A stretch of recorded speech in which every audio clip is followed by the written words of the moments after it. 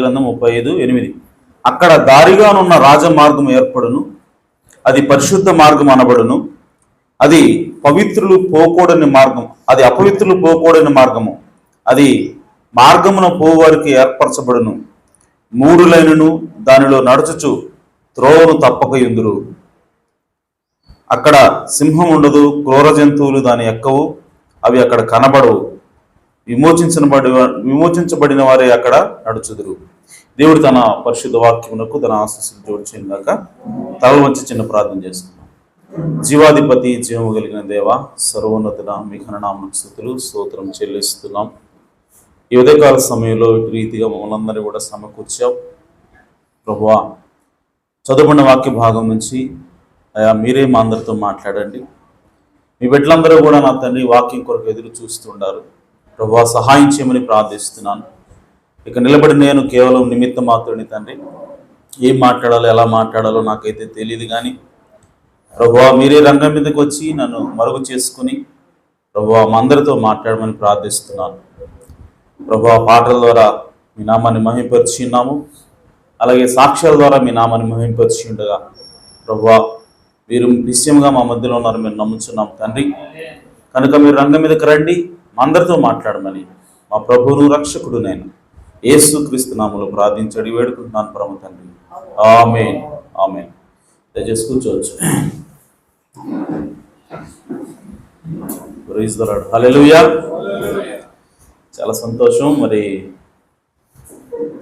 సాక్ష్యాలు చక్కగా చెప్పారు. దేవుని నామానికి మహిమ కలుగును గాక. మరి సహోదరుడు ఇస్రాయేల్ గారు మంచి సాక్ష్యం చెప్పారు. మరి ఆయన పెద్దోడు, సో ఆయన సారీ చెప్పడం బాగాలేదు, కానీ సహోదరుల మధ్య అనేకమైనటువంటి మనస్పర్ధలు, విభేదాలు వస్తాయి. అయినా సరే వాటికి అతీతంగా మనం ఒకరినొకరు ప్రేమించుకోవాలి.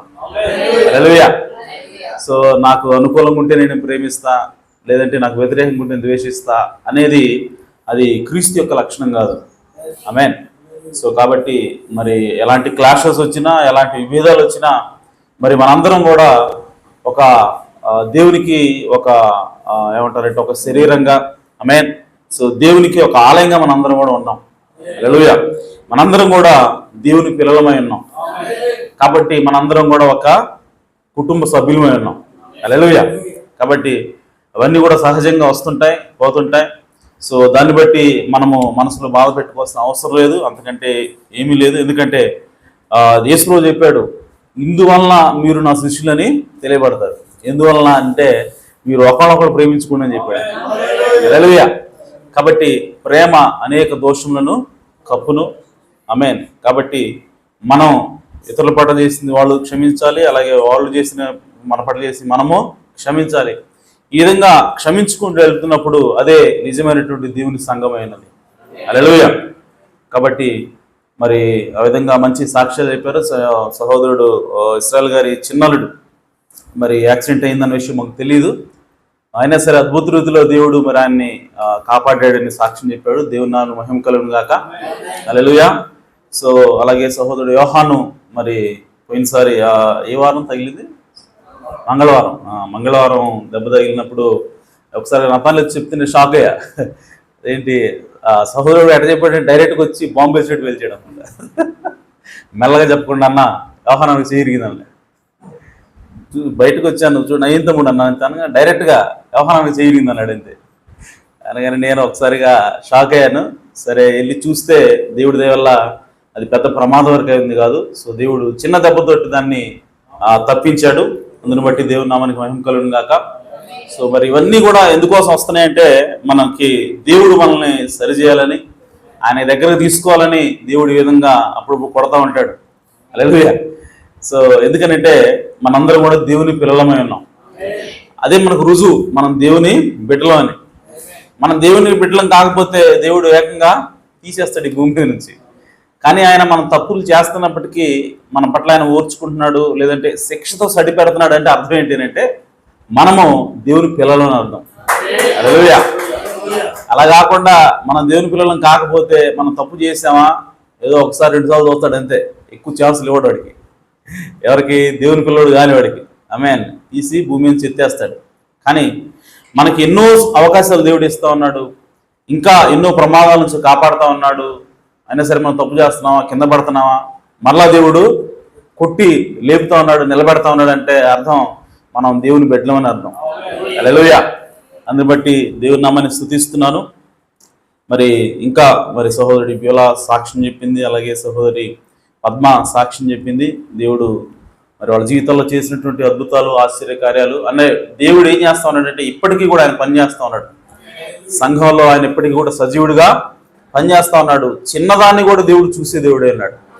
అది చిన్న అవసరం అవ్వచ్చు, అది 100 రూపాయల అవసరం అవ్వచ్చు, ఆమేన్, అది 50 రూపాయల అవసరం అవ్వచ్చు, కానీ దాన్ని కూడా దేవుడు మనం తీర్చే దేవుడే ఉన్నాడు. దాని మీద కూడా ఆయన శ్రద్ధ వహించే దేవుడే ఉన్నాడు. ఆమేన్. ప్రవక్త అంటాడు, దేవుడు పెద్దవాటికి దేవుడు కాదు కానీ చిన్నవాటికి కూడా దేవుడు అంటాడు. హల్లెలూయా. చిన్న విషయాలకు కూడా దేవుడు ఆయన. కాబట్టి అలాంటి ఎన్నో విషయాలు మన జీవితంలో ప్రతిరోజు కూడా ప్రతిదినం దేవుడు చేస్తూ ఉంటాడు. కాబట్టి మనం ఏం చేయాలంటే ప్రతిగా ఆయనకి ఇంకా ఎక్కువ లోబడాలి.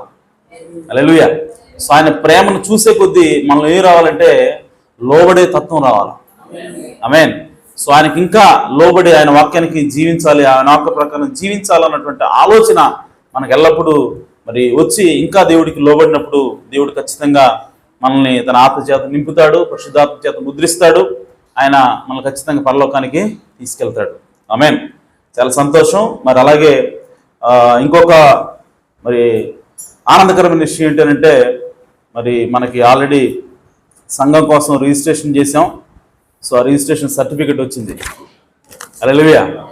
సో సంఘాన్ని మనం రిజిస్ట్రేషన్ చేసుకున్నాం. సో కాబట్టి ఇప్పుడు నెక్స్ట్ స్టెప్ ఏంటంటే ఈ సంఘం మీద ఈ ఆస్తిని రిజిస్ట్రేషన్ చేయాలి. ఓకే, ప్రస్తుతం సంఘాన్ని రిజిస్ట్రేషన్ చేసాం. అంటే చింతపల్లిలో ఫలానా చోట ఇక్కడ ఒక సంఘం అనేది ఉంది, కొంతమంది కూడుకుంటున్నారు ఇక్కడ అని గవర్నమెంట్ దృష్టిలో మనం రిజిస్టర్ చేసాం. హల్లెలూయా. సో దానికి గుర్తిస్తూ గవర్నమెంట్ మనకి ఇచ్చిన సర్టిఫికెట్ ఇది. ఆమేన్. సో కాబట్టి మనల్ని ఎవరైనా క్వశ్చన్ చేస్తే మీరు పర్మిషన్ తీసుకున్నారా, మీకు అది అనుమతి ఉందా ప్రార్థన పెట్టుకోవడానికి అని చెప్పి అంటే మనం దీన్ని చూపించవచ్చు. హల్లెలూయా. సో నేను చదువుతాను. ఆంధ్రప్రదేశ్ ప్రభుత్వం గ్రామ వార్డు సచివాలయ శాఖ, government of Andhra Pradesh registration and stamps department, Andhra Pradesh ప్రభుత్వం యొక్క రిజిస్ట్రేషన్ మళ్ళీ stamps department, the registrar of societies యొక్క registrar Narasaraopet, certificate of registration number వచ్చేసి 68/2025. ఇది మన సంఘం యొక్క రిజిస్ట్రేషన్ నంబర్. ఇది 68/2025.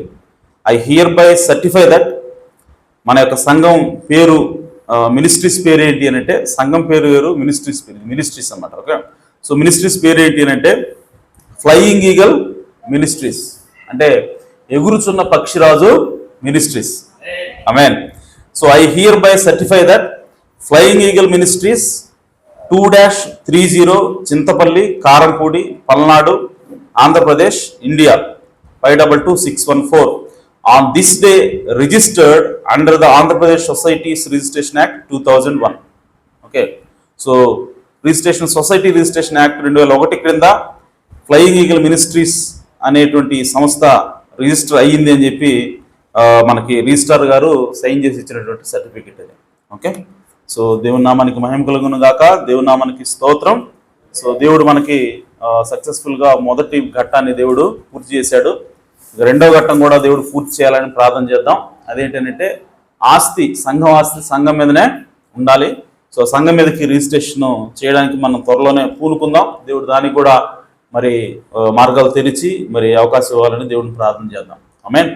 సరే, మంచిది. అలాగే చివరి ప్రకటన అదేంటనంటే ఈరోజు సాయంత్రం 7 గంటలకి మరి మన సహోదరి స్వాతి వాళ్ళ ఇంట్లో మరి కృతజ్ఞత కూడిక లేదంటే పుట్టినరోజు కూడిక అనొచ్చు. ఎందుకంటే సహోదరి స్వాతి యొక్క చిన్న కుమారుడు పుట్టినరోజు ఈరోజు. సో దాని సందర్భంగా వాళ్ళు ప్రార్థన పెట్టమని కోరారు.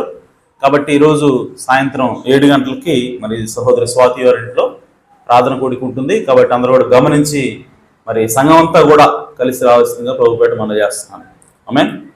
సరే, మంచిది. మరి ఈ సమయంలో చదువుకున్న వాక్య భాగం నుంచి చిన్న అంశము. ఈరోజు నా అంశం ఏంటంటే పరిశుద్ధమైన జీవితానికి పరిశుద్ధమైన జీవితం జీవించటకు రహస్యం. అంటే పరిశుద్ధమైన జీవితం ఎలా జీవించాలి. హల్లెలూయా. సో దానికి ఈరోజు ఆ రహస్యం ఏంటి ఈరోజు మనం తెలుసుకోబోతున్నాం. ఓకే, ఈ రహస్యం తెలుసుకుంటే పరిశుద్ధంగా దేవునికి ఇష్టంగా జీవించడం అనేది సాధ్యమవుతుంది. హల్లెలూయా. సో దాన్ని ఏంటో ఈరోజు మనము చూడాలి. అయితే దేవుడు ఏం కోరుకుంటా ఉన్నాడు అని చెప్పంటే మనందరం కూడా పరిశుద్ధంగా జీవించాలని కోరుకుంటున్నాడు. పవిత్రమైన జీవితం జీవించాలని కోరుకుంటున్నాడు. ఇంకోటి, దేవుడు ఏమంటాడంటే మీరు పరిశుద్ధంగా జీవించకపోతే దేవుణ్ణి చూడటం అసాధ్యం అంటున్నాడు ఆయన. హల్లెలూయా. సో మనం దేవుణ్ణి కలుసుకోవాలంటే, మనం దేవుణ్ణి చూడాలి అంటే మనం ఖచ్చితంగా పరిశుద్ధమైన జీవితం జీవించాలి. ఆమేన్. అంటే ప్రతి ఒక్కరు కూడా శుద్ధీకరణ పొందాలా. ఓకే, సో అది దేవుడు కోరుకుంటా ఉన్నాడు. అయితే ప్రియ సోదరీ సోదరులారా, పరిశుద్ధమైనటువంటి జీవితం ఎలా సాధ్యము అని చెప్పంటే దేవునికి వాక్యం ఇంకో చోట ఏం చెప్తా ఉందనంటే హెబ్రీయులకు రాసిన పత్రిక 13:12 యేసుక్రీస్తు దేవునికి వాక్యం ఏం చెప్తా ఉందంటే, కావున యేసు కూడా తన స్వరక్తము చేత ప్రజలను పరిశుద్ధపరచుటకే ఆమేన్ గవిని వెలుపుట శ్రమ పొందెను. అంటే యేసుక్రీస్తు ప్రజల్ని పరిశుద్ధపరచడానికి ఏం ఉపయోగిస్తున్నాడంట అనంటే తన సొంత రక్తాన్ని ఉపయోగిస్తా ఉన్నాడు. హల్లెలూయా. సో మనం పరిశుద్ధతని పొందుకోవాలంటే, మనము పరిశుద్ధమైనటువంటి జీవితాన్ని జీవించాలంటే ఏం అవసరం, దేనితో మనం కడిగితే మనం పరిశుద్ధంగా జీవిస్తాము అని అంటే యేసు రక్తం చేత కడగాలి. హల్లెలూయా. అయితే ఇప్పుడు ప్రశ్న ఏంటంటే యేసు రక్తం ఎక్కడుంది? యేసు రక్తం చేత ఏ విధంగా నేను శుద్ధి చేసుకోవాలి? ఆమేన్. ఈరోజు యేసు రక్తం ఎక్కడైనా ఉందా? ఎక్కడైనా దాచిపెట్టబడి ఉందా? ఇశ్రాయేల్ దేశంలో ఎక్కడైనా ఉందా? పోయి అక్కడ మనం కొనుక్కుని దాన్ని ఏమన్నా పూసుకోవాలా? లేదంటే దేవుడు ప్రార్థన చేస్తే రక్తం మన మీద కురిపిస్తాడా? ఏంటి విధానం ఏంటి? యేసు రక్తము ఎలా పూసుకోవాలి? యేసు రక్తం చేత ఎలా కడగబడాలి? ఆమేన్. ఇప్పుడు మీరందరూ అసలు మామూలుగా పరిశుద్ధంగా జీవించాలి అన్నటువంటి ఆశ కలిగి ఉన్నారా లేదా? ఆమేన్. ఎంతమంది పరిశుద్ధంగా జీవించాలని కోరిక కలిగి ఉన్నారు? హల్లెలూయా. అందరూ కూడా పరిశుద్ధాత్మ చేత పరిశుద్ధమైనటువంటి జీవితం జీవించాలని కోరిక కలిగి ఉన్నాం. అయితే బైబిల్ ఏం చెప్తుందంటే యేసు రక్తమే మనల్ని పరిశుద్ధులుగా చేస్తుంది. ఆమేన్. అయితే మరి యేసు రక్తం మనకు లిటరల్గా లేదు కదా. 2000 సంవత్సరాల క్రితం ఆ రక్తం కార్చబడింది. అది కెమికల్ కాబట్టి, అది భౌతిక సంబంధమైన రక్తం కాబట్టి అది భూమిలో కలిసిపోయింది, ఎండిపోయింది, దాని యొక్క శక్తిని అది కోల్పోయింది. మరి ఇప్పటికీ కూడా బైబిల్ ఏం చెప్తుందంటే తన స్వరక్తము చేత ప్రజలను పరిశుద్ధపరుస్తాడని చెప్తా ఉంది. అయితే మరి ఇప్పుడు యేసు రక్తం ఎక్కడుంది? హల్లెలూయా. సో ఇప్పుడు యేసు రక్తం ఎక్కడుందో మనం తెలుసుకుంటే దాని ద్వారా మనం ఏం చేయొచ్చు అంటే పరిశుద్ధమైనటువంటి జీవితాన్ని జీవించవచ్చు. ఆమేన్. అయితే ఇప్పుడు యేసు రక్తం ఎక్కడ ఉంది అని చెప్పంటే ఆయన వాక్యమే యేసు రక్తమే అన్నది. హల్లెలూయా. ఎందుకు అనంటే రక్తం అనగా ప్రాణమైనది, రక్తం అనగా జీవమైనది. సో కాబట్టి ఈ రక్తం యేసు రక్తం అంటే ఏంటంటే యేసు ప్రాణం. ఆమేన్.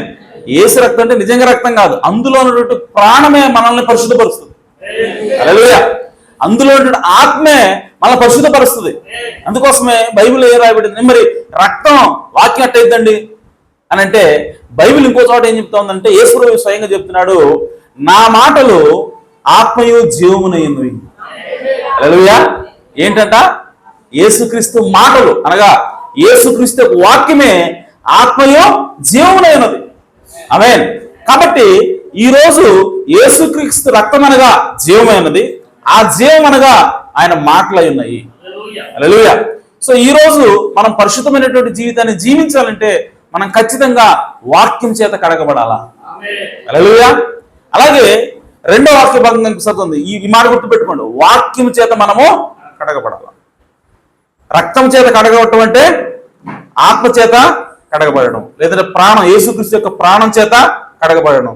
యేసుక్రీస్తు ప్రాణం అంటే లేదంటే యేసుక్రీస్తు ఆత్మ అనగా వాక్యమై ఉన్నది. హల్లెలూయా. అలాగే ఇంకొక వాక్య భాగంగా మనం చదువుదాం. యెహెజ్కేలు గ్రంథము 36వ అధ్యాయం.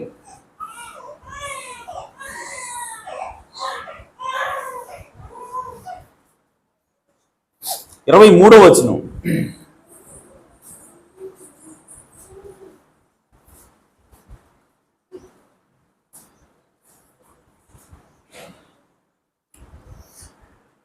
అన్ని జనుల మీద తీసారా? యెహెజ్కేలు గ్రంథం 36వ అధ్యాయము 23వ వచనం. అన్య జనుల మధ్య మీరు దూషించిన నా ఘనమైన నామమును నేను పరిశుద్ధపరచుదును. హల్లెలూయా. ఇశ్రాయేలు ప్రజలతోటి దేవుడు ఏం చెప్తున్నాడంటే, జాగ్రత్తగానండి, అన్య జనుల మధ్య మీరు దూషించిన నా ఘనమైన నామం అనగా దేవుని నామం ఘనమైంది, దేవుని నామం ఉన్నతమైంది, దేవుని నామం పరిశుద్ధమైంది. కానీ దానిని దూషించారట. ఎవరు? ఇశ్రాయేలు ప్రజలు దూషించారు. ఎక్కడ దూషించారు అని అంటే అన్ని జనుల మధ్య దూషిస్తా ఉన్నారు. హల్లెలూయా. సో అన్ని జనుల మధ్య దేవుని నామాన్ని ఎలా దూషిస్తున్నారు అని చెప్పంటే, ఈ సోదరి సోదరులారా, ఇశ్రాయేలు ప్రజలను దేవుడు తీసుకొని వచ్చి ఒక దేశంగా వాళ్ళని ఏర్పాటు చేసి ఆ దేశంలో పెట్టి ఆ దేశానికి తీసుకురావడానికి దేవుడు ఎన్నో అద్భుతాలు చేశాడు, ఆశ్చర్యకార్యాలు చేశాడు. ఆయన ఏమన్నాడంటే, నేను మీకు దేవుడిని ఉంటాను, మీరు నాకు ప్రజలే అంటారు, మీరు ఏ దేవుణ్ణి కూడా పూజించొద్దు, నేను ఇచ్చే కట్టడలని, నేను ఇచ్చే ఆజ్ఞలు మీరు పాటించండి, నేను మిమ్మల్ని దీవిస్తాను, నేను మిమ్మల్ని ఆశీర్వదిస్తాను. ఎలా ఆశీర్వదిస్తాను అని అంటే, ఇక ఈ ప్రపంచంలో ఏ దేశం కన్నా మీ దేశం కంటే ఎక్కువ ఏది కూడా ఆశ్రయించబడదు. ప్రతి దేశం కంటే కూడా మీ దేశం ఆశ్రయించబడుతుంది ఎక్కువ. హల్లెలూయా. సో తద్వారా నేను దేవుడిని మీరు తెలుసుకుంటారని చెప్పాడు ఆయన. హల్లెలూయా. సో ఆ విధంగా వచ్చారు వాళ్ళు. వచ్చి అక్కడ ఉన్నటువంటి కనాను ప్రజలందరి మీద కూడా యుద్ధం చేశారు వాళ్ళు. యుద్ధం చేసేటప్పుడు వాళ్ళు ఏం చెప్తున్నారంటే, మేము యెహోవా మా దేవుడు, యెహోవా పరిశుద్ధుడు, యెహోవా మరి జీవనగల దేవుడు, యెహోవా సర్వశక్తిమంతుడు, కాబట్టి ఇదిగో మేము మీ మీదకు యుద్ధంగా వస్తున్నాం అని చెప్పి వాళ్ళ మీదకి యుద్ధంకి వెళ్ళారు, గెలిచారు. నిజానికి వీళ్ళు బలహీనులు, వాళ్ళు చాలా బలవంతులు. కనాను ప్రజలు చాలా బలవంతులు. కనాను ప్రజలు అనుకుండవచ్చు, ఈ బచ్చాగాళ్ళు చూస్తే ఎంతున్నారు, వీళ్ళు మమ్మల్ని గెలిచేది ఏంది, వీళ్ళు ఏదో ఒక కారుకోతలకు వస్తున్నారని చెప్పి అనుకుని ఉండొచ్చు. కానీ వీళ్ళు ఏమంటున్నారంటే, మా దేవుడు గొప్ప దేవుడు, మా దేవుడు అద్భుతాలు చేసేవాడు, సో మా దేవుని పేట మేము వస్తున్నాం అని చెప్పి వాళ్ళు వచ్చినప్పుడు ఆశ్చర్యకర రీతిలో వాళ్ళు కొట్టారు వీళ్ళు. ఆమేన్. వాళ్ళు ఉన్నత దేవుళ్ళు అవ్వచ్చు, ఆజానుభావులు అవ్వచ్చు, వాళ్ళ పట్టణాల చుట్టూ కూడా ఎత్తైనటువంటి ప్రాకారాలు ఉండొచ్చు, వాటన్నిటి కూడా కూలగొట్టి వాళ్ళని జయించారు వీళ్ళు. జయించినప్పుడు వాళ్ళకి ఆశ్చర్యం వేసింది, అరే ఏంద్ర వీళ్ళు ఇంత చూడడానికి చాలా చిన్న ప్రజలు, వీళ్ళ సంఖ్య కూడా చాలా తక్కువ, అయినా సరే వీళ్ళు మనల్ని ఏదో కొట్టగలిగారు అంటే వీళ్ళు దేవుడు, నిజంగా దేవుడు రా అని చెప్పి వాళ్ళు అనుకునేటువంటి సమయంలో ఇప్పుడు ఇశ్రాయేలు ప్రజలు ఏం చేస్తున్నారంటే, వాళ్ళు ఏదైతే దేవుళ్ళని అన్య దేవతలు పూజించారో వాళ్ళ శత్రువులు, ఇప్పుడు వీళ్ళు పోయి వాళ్ళు మొక్కుతున్నారంట. ఆమేన్.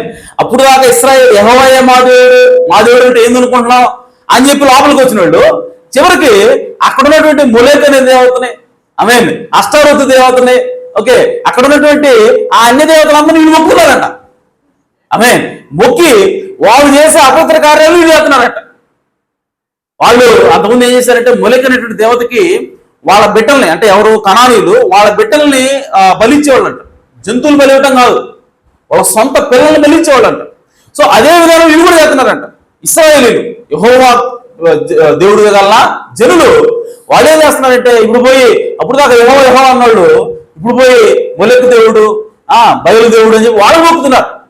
వాళ్ళు మొక్కుతున్నప్పుడు ఇప్పుడు అందరూ ఏమనుకుంటున్నారు, ఇదేందిరా ఇప్పుడు దాకా వీళ్ళు పెద్ద గొప్ప అనుకున్నాము, వీళ్ళ దేవుడు గొప్ప అనుకుంటున్నాం, వీళ్ళు వచ్చి మన దేవుడు మొక్కుతున్నారు ఏదే అని చెప్పి ఇప్పుడు ఆ అన్ని జనుల మధ్య ఏమవుతుందంటే, యెహోవా ఏం దేవుడు, యెహోవా దేవుడు ఎట్లా ఉన్నాడు, మీరు ఎంత గొప్పడు అని చెప్పి అనుకునేసరికి వీళ్ళు ఈ విధంగా జీవిస్తున్నారని చెప్పి ఇశ్రాయేలు యొక్క ప్రవర్తనను బట్టి, ఇశ్రాయేలు యొక్క వాళ్ళు చేసే పనులు బట్టి ఇప్పుడు ఎవరి నామం దూషించబడతా ఉంది అని అంటే, యెహోవా నామం దూషించబడతా ఉంది.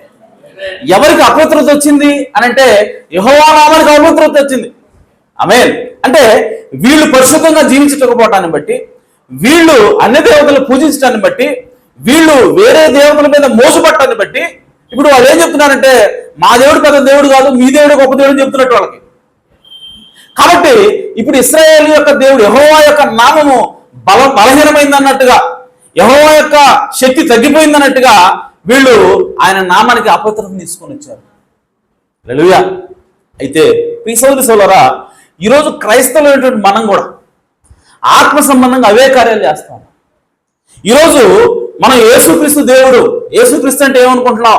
నేను దేవుణ్ణి అంగీకరించాను, నేను పరిశుద్ధంగా జీవిస్తాను, నేను యేసుప్రభు రక్షకుడు అంగీకరించాను, యేసుప్రభును రక్షించాడు కాబట్టి నేను యేసు కొరకు జీవిస్తానని చెప్పి వచ్చిన మనం కొంతకాలం బాగానే ఉండి ఆ తర్వాత లోకస్తులు చేస్తున్నటువంటి అవే కార్యాలు మళ్ళా చేస్తున్నాం. మనం మళ్ళా అవే అబద్ధాలు ఆడుతున్నాం, అవే బూతులు తిడుతున్నాం, అదే విచారం చేస్తున్నాం, అదే దొంగతనం చేస్తున్నాం. ఆ అన్నిటిని ఏ విధంగా జీవిస్తున్నారో, క్రీస్తుని అంగీకరించిన వాళ్ళు ఏవైతే కార్యాలు చేస్తున్నారో అవే కార్యాలు ఇప్పుడు క్రీస్తుని అంగీకరించిన వాళ్ళు చేస్తున్నప్పుడు ఇప్పుడు ఎవరి నామం దూషించబడతా ఉంది అని అంటే బయట వాళ్ళు ఏమంటారు? ఈడేంద్రా క్రైస్తవుడు అంటున్నాడు, బాప్తీసం తీసుకున్నాడంట, ఇట్లాంటి కార్యాలు చేస్తున్నాడు, బూతులు తిడుతున్నాడు ఏంది, వీడు సిగరెట్లు తాగుతున్నాడు ఏంది, మందు తాగుతున్నాడు ఏంటి అని చెప్పి వాళ్ళు అంటున్నప్పుడు నిజానికి అది ఎవరికి అవమానం? దేవుడికి అవమానం. హల్లెలూయా. అంటే నన్ను నమ్మిన తర్వాత కూడా, నా దగ్గరకు వచ్చిన తర్వాత కూడా వీళ్ళు నన్ను కాదు అని చెప్పి, లోకంలోనే మాకు బాగుంది, లోక కార్యాలే మాకు టేస్టీగా ఉన్నాయి, లోకంలోనే మాకు ఆనందం దొరుకుతా ఉంది అని చెప్పి లోకం వెంట వెంపర్లాడుతున్నారు అంటే దాని అర్థం యెహోవాలో ఏమీ లేదనే కదా, యేసుక్రీస్తులో ఏ శక్తి లేదనే కదా, యేసుక్రీస్తులో ఎలాంటి స్వీట్నెస్ లేదంటే మధురం లేదనే కదా. అందుకోసం కదా వీళ్ళు బయట ఆ విధంగా పడుతున్నారు. సో కాబట్టి వీళ్ళు యేసుక్రీస్తు పేరు చెప్పి వీళ్ళు ఈ విధంగా జీవిస్తున్నారంటే యేసుక్రీస్తు ఏమైపోయాడు? యేసుక్రీస్తు శక్తిగల దేవుడు కాదు అన్నట్టుగా ఇప్పుడు ప్రజలు బయట అన్నిలు అనుకుంటా ఉంటారు. తద్వారా ఇప్పుడు ఎవరి నామం దూషించబడతా ఉందని అంటే మన నామం కాదు కానీ యేసుక్రీస్తు నామం దూషించబడతా ఉంది. హల్లెలూయా. ఇప్పుడు దేవుడు ఏమంటాడు చూడండి వాళ్ళతోటి, నేను అన్యజనుల మధ్య మీరు దూషించిన నా ఘనమైన నామమును ఏ విధంగా దూషించారో అర్థమైందా? అన్య దేవతలను ఆరాధించడం ద్వారా వాళ్ళు చేసేటువంటి ఆరాధన క్రమాన్ని వీళ్ళు కూడా అవలంబించడం ద్వారా ఆమేన్ వాళ్ళు ఏం చెప్తున్నారంటే మా యెహోవా కంటే మీ దేవుడు గొప్ప, ఆమేన్ మీరు చేసే కార్యాలు మేము కూడా అవలంబిస్తామని చెప్పి వాళ్ళు చెప్తున్నప్పుడు యెహోవా నామం వాళ్ళ మధ్య దూషించబడతా ఉంది. వారు ఎదుట మీ యందు నన్ను, ఇప్పుడు యెహోవా అంటున్నాడు, వారి ఎదుట మీ యందు నన్ను నేను పరిశుద్ధపరచుకొనగా నేను ప్రభువుకి యెహోవానని వారు తెలుసుకుందరు. హల్లెలూయా. ఇప్పుడు దేవుడు అన్నాడు, మీరు దూషించిన ఆ నామాన్ని నేను ఇప్పుడు మీ ఎదుట, ఆమేన్ నేను వారి ఎదుట మీ యందు నన్ను నేను పరిశుద్ధపరచుకొనగా, వారి ఎదుట ఎవరి మధ్యలో అయితే నా నామాన్ని మీరు దూషించారో వారి ఎదుట నా నామాన్ని నేను పరిశుద్ధపరచుకుంటా. ఎవరి ద్వారా పరిశుద్ధపరచుకుంటా చెబుతున్నాడు చూడండి. వారి ఎదుట మీ యందు, ఎవరి యందు? మీ యందు అంటే మీ ద్వారానే నామాన్ని దూషించింది ఎవరు? వీళ్ళే, ఇశ్రాయేలీలే. సో ఎవరైతే దూషించారో వాళ్ళ ద్వారానే నా నామాన్ని పరిశుద్ధపరచుకుంటా. ఆమేన్. ఎవరు ఎదుటైతే దూషించారో వాళ్ళ ఎదుటే నా నామాన్ని పరిశుద్ధపరచుకుంటా. ఆమేన్. ఎవరు దూషించారో వాళ్ళ ద్వారానే నా నామాన్ని పరిశుద్ధపరచుకుంటా, ఎవరు ఎదుట దూషించారో వాళ్ళ ఎదుట నా నామాన్ని నేను పరిశుద్ధపరచుకుంటా. హల్లెలూయా. ఇదే ప్రభువు యెహోవా వాక్కు. ఎలా చేస్తాడంట ఆయన చూడండి, ఏ విధంగా తను తాను పరిశుద్ధపరచుకుంటాడంట వాళ్ళ ద్వారా, ఇశ్రాయేలు ద్వారా. అంటే నేను అన్ని జనుల్లో నుండి మిమ్మల్ని తోడుకొని చెప్తున్నాను, ఆయా దేశంలో నుండి సమకూర్చి జరగబోయే సంగతులు చెప్తున్నాడు ఆయన. నేను అన్ని జనుల్లో నుండి మిమ్మల్ని తోడుకొని అంటే ఇశ్రాయేలు ప్రజలందరూ కూడా ప్రపంచ దేశాలకు చెదిరిపోతారు. ఎవరు చెప్తున్నారు? ఇక్కడ యెహెజ్కేలు గ్రంథం ప్రకటించబడతా ఉంది. ఇశ్రాయేలు ప్రజలందరూ కూడా చెదిరిపోయి ఉన్నారు. సో చెదిరిపోయిన మిమ్మల్ని అందరినీ కూడా ఒకసారి నేను తీసుకొస్తా. ఒకనొక దినం వస్తుంది, ఆ దినాన ప్రపంచ దేశాలన్నింటిలో చెదిరిపోయిన మిమ్మల్ని అందరినీ కూడా నేను తీసుకొని వస్తా. మరి ఇప్పుడు ఎందుకు చెదిరిపోయారు మీరు అని అంటే నా నామాన్ని దూషించారు కనుక, నా నామాన్ని అపవిత్రపరిచారు కనుక మిమ్మల్ని అందరినీ కూడా నేనే చెదరగొట్టా. అయితే నా నామాన్ని పరిశుద్ధపరుచుకునేటువంటి దినం ఒకటి వస్తుంది. హల్లెలూయా. సో ఏ అన్యుల మీద అయితే మీరు దూషించారో ఆ అన్యుల మీద నన్ను నేను పరిశుద్ధపరచుకుంటా. ఏ ఇశ్రాయేలీలు అయితే నా నామాన్ని దూషించడానికి కారణమయ్యారో ఆ ఇశ్రాయేలీల ద్వారానే నా నామాన్ని పరిశుద్ధపరచుకుంటా. హల్లెలూయా. ఎలా పవిత్రపరుచుకుంటాడంట ఆయన? మీ అపవిత్రత యావత్తు పోవునట్లు, సరే నేను అన్ని జనుల నుండి మిమ్మల్ని తోడుకొని ఆయా దేశంలో నుండి సమకూర్చి మీ స్వదేశంలోనికి మిమ్మల్ని రప్పించదును. హల్లెలూయా. ఇప్పుడు జరిగిందా లేదా? అది ఇప్పుడు ఆల్రెడీ ఇశ్రాయేలు లేకుండా నెరవేరింది ఆల్రెడీ. ఆమేన్. సో ఆయా దేశాల నుంచి ఉన్నటువంటి ఇశ్రాయేలు అందరినీ కూడా ఒక చోటకి దేవుడు రప్పించేదను. మీ అపవిత్రత యావత్తు పోవునట్లు నేను మీ మీద శుద్ధ జలము చల్లుదును. ఇప్పుడు చూడండి, ఇశ్రాయేలు ప్రజల్ని ఏ విధంగా పవిత్రపరుస్తున్నాడో ఇక్కడ అదే పద్ధతి అన్యులైనటువంటి మనకి, అనగా క్రైస్తవులైనటువంటి మనకు కూడా దేవుడు ఉపయోగిస్తాడు. ఇశ్రాయేలు ప్రజలకి భౌతికంగా ఆయన ఆ విధంగా పరిశుద్ధపరిస్తే, ఇప్పుడు ఆత్మ సంబంధంగా క్రైస్తవులు మనల్ని కూడా అదే రీతిలో పరిశుద్ధపరుస్తాడు. హల్లెలూయా. చూడండి, మీ అపవిత్రత యావత్తు పోవునట్లు అంటే మీరు పరిశుద్ధంగా జీవించినట్లు నేను మీ మీద శుద్ధ జలము చల్లుదును. హల్లెలూయా. ఏం చల్లుతాడంట? శుద్ధ జలము. శుద్ధ జలము అంటే అర్థం ఏమిటి అని అంటే ఫ్రెష్ వాటర్ అని అర్థం. ఆమేన్. తాజా నీరు అని అర్థం. నిల్వ ఉండిన నీరు కాదు. ఓకే, నిన్న నీరు కాదు, 10 రోజుల కింద నీరు కాదు, 10 సంవత్సరాల క్రితం నీరు కాదు, అది ఈ రోజు ఉన్న నీరు. హల్లెలూయా. ఏ రోజు నీరు ఆ రోజే. హల్లెలూయా. అనగా తాజా జలంతో ఆయన పరిశుద్ధపరుస్తాడట. సో ఈ రోజు ఆత్మ సంబంధంగా ఒక క్రైస్తవుడు పరిశుద్ధత పొందాలి అంటే, పరిశుద్ధంగా జీవించాలంటే ఈ రోజు మనకు కూడా ఏమవసరం అంటే శుద్ధ జలం అవసరమైనది. ఆమేన్. జలం అనగా వాక్యమైనది. హల్లెలూయా. సో వాక్యం, ఇప్పుడు శుద్ధ జలం అంటే ఏంటి? తాజా జలం అంటే ఏంటంటే తాజా వాక్యమైనది. ఆమేన్. ఈరోజు ఒక క్రైస్తవుడు పరిశుద్ధపరచబడాలి అంటే, ఒక క్రైస్తవుడు పరిశుద్ధంగా జీవించాలంటే ఏమి అవసరమై ఉన్నది అంటే తాజా వర్తమానం అవసరమైనది, తాజా వాక్యం అర్థమైనది, తాజా ఈ గడి వర్తమానం అవసరమైనది. హల్లెలూయా. సో కాబట్టి ఈ సోదరులు మనం చూసుకున్నాం. ఇప్పుడు మనం ఎక్కడున్నామంటే టాబర్నాకిల్లో, గుడారంలో, హోలీ ప్లేస్లో మనం ఉన్నాం. పరిశుద్ధ స్థలంలో మనం ఉన్నాం. ఆ పరిశుద్ధ స్థలంలో ఏమున్నాయి అని చెప్పంటే 7 దీపవృక్షాలు ఉన్నాయి, 7 దీపస్తంభాలు ఉన్నాయి. అలాగే దానికి ఎదురుగా సన్నిధి రొట్టెల బల్ల ఉన్నది. ఆ సన్నిధి రొట్టెల బల్ల మీద ఏమున్నాయంటే రొట్టెలు ఉన్నాయి. రొట్టెలు అనగా వాక్యమై ఉన్నది. హల్లెలూయా. సో ఈ పరిశుద్ధ స్థలం ఏమిటి అంటే నువ్వు పరిశుద్ధంగా జీవించే జీవితానికి సాదృశ్యంగా ఉన్నది. సో ఈ పరిశుద్ధ స్థలంలో ఉన్నప్పుడు నువ్వు ఏమి ఎన్కౌంటర్ చేయాలి, దేన్ని నువ్వు ఎదుర్కోవాలంటే సన్నిధి రొట్టెల బల్ల అనుభవం కలిగి ఉండాలి. ఆమేన్. నువ్వు పరిశుద్ధంగా జీవించాలంటే సన్నిధి రొట్టెల బల్ల అనుభవం నీకు ఉండాలి. సో సన్నిధి రొట్టెల బల్లలో ఏం జరుగుతుంది అంటే వారానికి ఒకసారి, ఆమేన్, వారానికి ఒకసారి ఈ సన్నిధి రొట్టెల బల్ల మీద ఉన్నటువంటి ఆ రొట్టెలు మార్చబడతా ఉన్నాయి. ఆమేన్. పాత రొట్టెలు తీసేసి కొత్త రొట్టెలు అక్కడ పెడతా ఉన్నారు. మరలా వారం జరగగానే మరలా పాత రొట్టెలు తీసేసి కొత్త రొట్టెలు పెడతా ఉన్నారు. ఆమేన్. ఇప్పుడు 7 వారాలు, ఆమేన్, 7 వారాలు గడిచిన తర్వాత సోదరులారా ఏమొస్తుందని అంటే 7 7 49 రోజులు. ఆమేన్. 7 వారాలు 7 సంఘకాలాలకి సాదృశ్యం. సో ప్రతి వారం కూడా ఆ రొట్టెలు మార్చబడతా ఉన్నాయి. అలాగే ప్రతి సంఘకాలం తర్వాత వాక్యం మారుతా ఉంది. ఆమేన్. సో ఈరోజు నువ్వు పరిశుద్ధంగా జీవించాలంటే నువ్వు ఏ సంఘకాలంలో ఉన్నావో ఆ సంఘకాలంలో ఉన్నటువంటి ఆ గడియ వర్తమానికుడు ఉంటాడు. ఆ గడియ వర్తమానికుడు యొక్క వర్తమానం నువ్వు అంగీకరిస్తేనే నువ్వు పరిశుద్ధంగా జీవించగలుగుతావు. హల్లెలూయా. అలాగే 7 సంఘకాలాలు అయిపోయిన తర్వాత ఏమొస్తా ఉంది అని అంటే 7 × 7 అంతా 49 రోజులు. 49 రోజుల తర్వాత వచ్చేటువంటి రోజు 50వ రోజు. 50వ రోజు ఏంటంటే పెంతెకోస్తు దినమైనది. హల్లెలూయా. 50వ రోజు ఏమిటి అంటే అది విడుదల సునాద వత్సరమైనది. 7 సంవత్సరాలు. ఆమేన్. అలాగా 7 7 49 సంవత్సరాల తర్వాత 50 సంవత్సరం ఏంటి? విడుదల దినం, విడుదల సంవత్సరం, సునాద వత్సరం. అలాగే 50 అనగా అది సునాద వత్సరం, విడుదల, అది పెంతెకోస్తని ప్రవక్త అన్నాడు. హల్లెలూయా. సో కాబట్టి 7 సంఘకాలాల తర్వాత ఏమొస్తుందంటే పెంతెకోస్తు వస్తుంది. పెంతెకోస్తు అనగా పరిశుద్ధాత్మ యొక్క వరముల పునరుద్ధరణ. ఆమేన్. సో పరిశుద్ధాత్మ యొక్క వరముల పునరుద్ధరణ అయిపోయిన తర్వాత ఏమొస్తుందంటే పరిశుద్ధాత్మ బాప్తిస్మం వస్తుంది. ఆమేన్. కాబట్టి 7వ సంఘకాలం చివరిలోనే మనకి ఏమొస్తుందంటే పరిశుద్ధాత్మ బాప్తిస్మం వస్తుంది. ఆమేన్. సో కాబట్టి ఇప్పుడు మనం ఎక్కడ ఉన్నామంటే 7వ సంఘకాలంలో ఉన్నాం. ఈ సంఘకాలంలోనే పరిశుద్ధాత్మ బాప్తిస్మం మనము పొందవలసి ఉన్నది. అయితే ఈ సంఘకాలంలో మనము పరిశుద్ధంగా జీవించాలి అంటే, మన యేసుక్రీస్తు కొరకు శుద్ధమైనటువంటి జీవితాన్ని జీవించాలంటే మనకి కావాల్సింది ఏంటంటే ఈ గడియ వర్తమానం అవసరమైనది. అందుకోసం ఆయన బైబిల్ ఏమంటే శుద్ధ జలం మీ మీద చల్లుదును.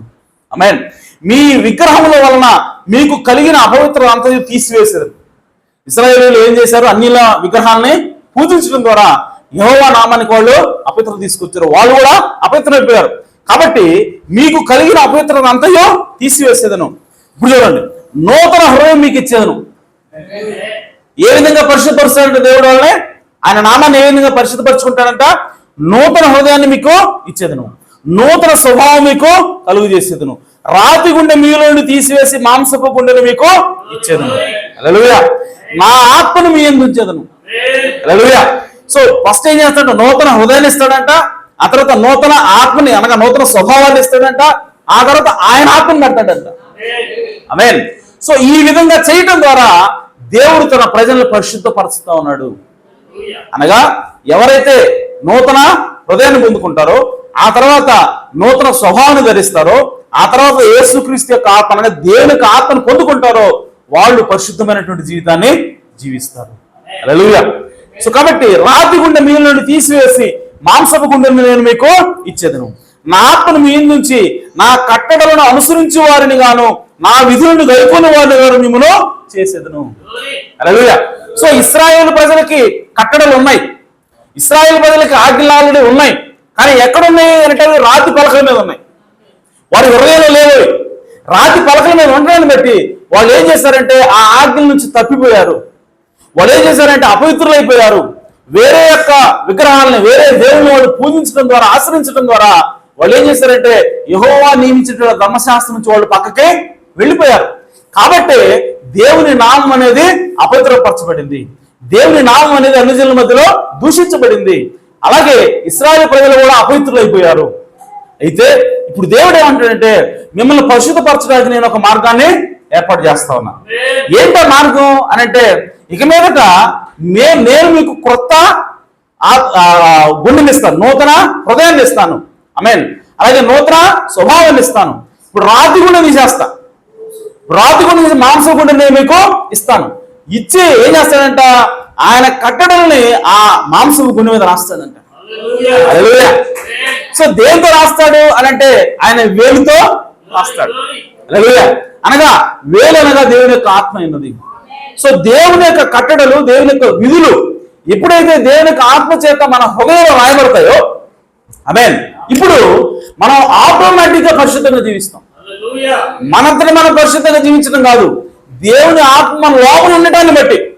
ఆమేన్. ఇప్పుడు మనం ఎలా జీవిస్తామంటే పరిశుద్ధంగా జీవిస్తాము. ఇది మనం పరిశుద్ధంగా జీవించడానికి దేవుడు ఏర్పాటు చేసిన ప్లాన్ అయినది. హల్లెలూయా. అంతకుముందు మీ అంతటి మీరే పరిశుద్ధంగా జీవించాలా, మీ అంతటి మీరే దేవుని యొక్క కట్టడలకి మీరు లోబడాలా. కానీ ఇప్పుడైతే నేను మీలోకి వస్తాను కాబట్టి, నేను నా ఆత్మ మీలో ఉంచుతాను కాబట్టి, ఇప్పుడు మీలో నేను ఉండి, ఆమేన్, నేనే మీలో జీవిస్తున్నాను కాబట్టి ఇక మీరు పరిశుద్ధంగా జీవిస్తారు. ఇక మీద ఎంత మాత్రం కూడా నా నామం అపవిత్ర పరచబడదు. ఇక అన్యుల మధ్యలో నా నామం ఎన్నడీ కూడా దూషించబడదు. ఎందుకనంటే మీరు కాదు జీవించేది, నేనే మీ లోపలికి వచ్చి నేనే జీవిస్తున్నాను కాబట్టి ఇక మీదట మీరు వేరే అన్ని దేవతలు పోవటం, ఆమేన్, వేరే వైపు చూడటం, అపవిత్రంగా జీవించడం ఇలాంటిది ఇక జరగదు. ఎందుకంటే నేనే మీ లోపలికి వస్తున్నాను కాబట్టి. హల్లెలూయా. కాబట్టి దేవుడు మన పరిశుద్ధమైనటువంటి జీవితాన్ని జీవించడం కోసం దేవుడు ఏర్పాటు చేసిన మార్గం ఏమిటి అంటే నన్ను మీ లోపలికి రానివ్వండి. హల్లెలూయా. సో యేసు ప్రభువే దేవుడే, దేవుని యొక్క ఆత్మ మన లోపలికి వచ్చి ఆయన మనలో జీవిస్తున్నాడు కాబట్టి ప్రియ సోదరి సోదరా మనము పరిశుద్ధంగా జీవిస్తామని దేవుని యొక్క వాక్యం తెలియజేస్తా ఉంది. అలాగే రోమీయులకు రాసిన పత్రిక 6వ అధ్యాయము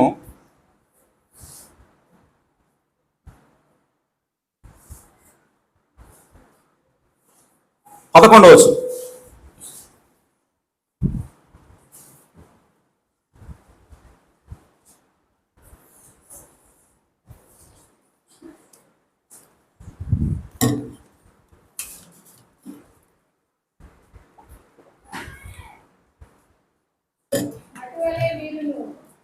అటువలే మీరును పాపము విషయమై మృతులుగాను దేవుని విషయమై క్రీస్తు యేసునందు సజీవులుగాను మిమ్మల్ని మీరే ఎంచుకొనుడి. సో పాప విషయంలో మనం ఎలా ఉండాలి? చనిపోయినట్టుగా ఉండాలి. ఆమేన్. క్రీస్తు యేసు విషయమై మనము సజీవులుగా మనం ఎంచుకోవాలి. కాబట్టి శరీర దురాశలకు లోబడినట్లుగా సావునకు లోనైన మీ శరీరం ముందు పాపమును ఏలనీయకుడి. దేవుడు ఏం చెప్తున్నాడంటే మీ శరీరంలో పాపాన్ని ఏలనీయొద్దు. ఎందుకంటే పాపం కనుక మన శరీరంలో ఏలితే మన శరీరం సావునకి లోనై ఉంటుంది. ఓకే, మరియు మీ అవయవములను దుర్నీతి సాధనములుగా పాపములకు అప్పగింపకుడి. మన అవయవాల ద్వారా మన పాపం చేయొద్దు అంటున్నాడు పౌలు గారు. అయితే మృతుల్లో నుండి సజీవులు అనుకొని మిమ్మల్ని మీరే దేవుడికి అప్పగించుకోనడి. హల్లెలూయా. మీ అవయవములను నీతి సాధనములుగా దేవుడికి అప్పగించండి. సో మనం పరిశుద్ధంగా జీవించాలి అని అంటే, పాపానికి లోబడకుండా మనం ఉండాలి అని అంటే మనం ఏం చేయాలంటే మన యొక్క సర్వ శరీరాన్ని కూడా, మన యొక్క అవయవాలన్నింటినీ కూడా దేవుడికి అప్పగించాలి, లోబరచాలి. హల్లెలూయా. సో మనం పరిశుద్ధంగా జీవించడానికి మనకు అవసరమైంది ఏమిటి అంటే లోబడే తత్వం ఉండాలా. హల్లెలూయా. సో అప్పగించుకోండి. మీ అవయవములను నీతి సాధనములుగా దేవునికి అప్పగించుడి. మీరు కృపకే గాని ధర్మశాస్త్రమునకు లోనైన వారు కారు గనుక పాపము మీ మీద ప్రభుత్వము చేయదు. సో ఇప్పుడు మీరు కృపకే లోబడుతున్నారు, ధర్మశాస్త్రానికి కాదు. కాబట్టి మీ మీద పాపం ఇంకెంత మాత్రం కూడా ప్రభుత్వం చేయదు.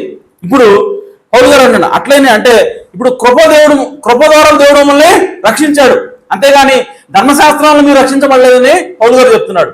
ఆమేన్. అంటే మీరు చేసే క్రియల వల్ల మీరు రక్షించబడలేదు, కానీ దేవుడిచ్చే కృప వల్ల మీరు రక్షించబడ్డారని పౌలు గారు చెప్తున్నాడు.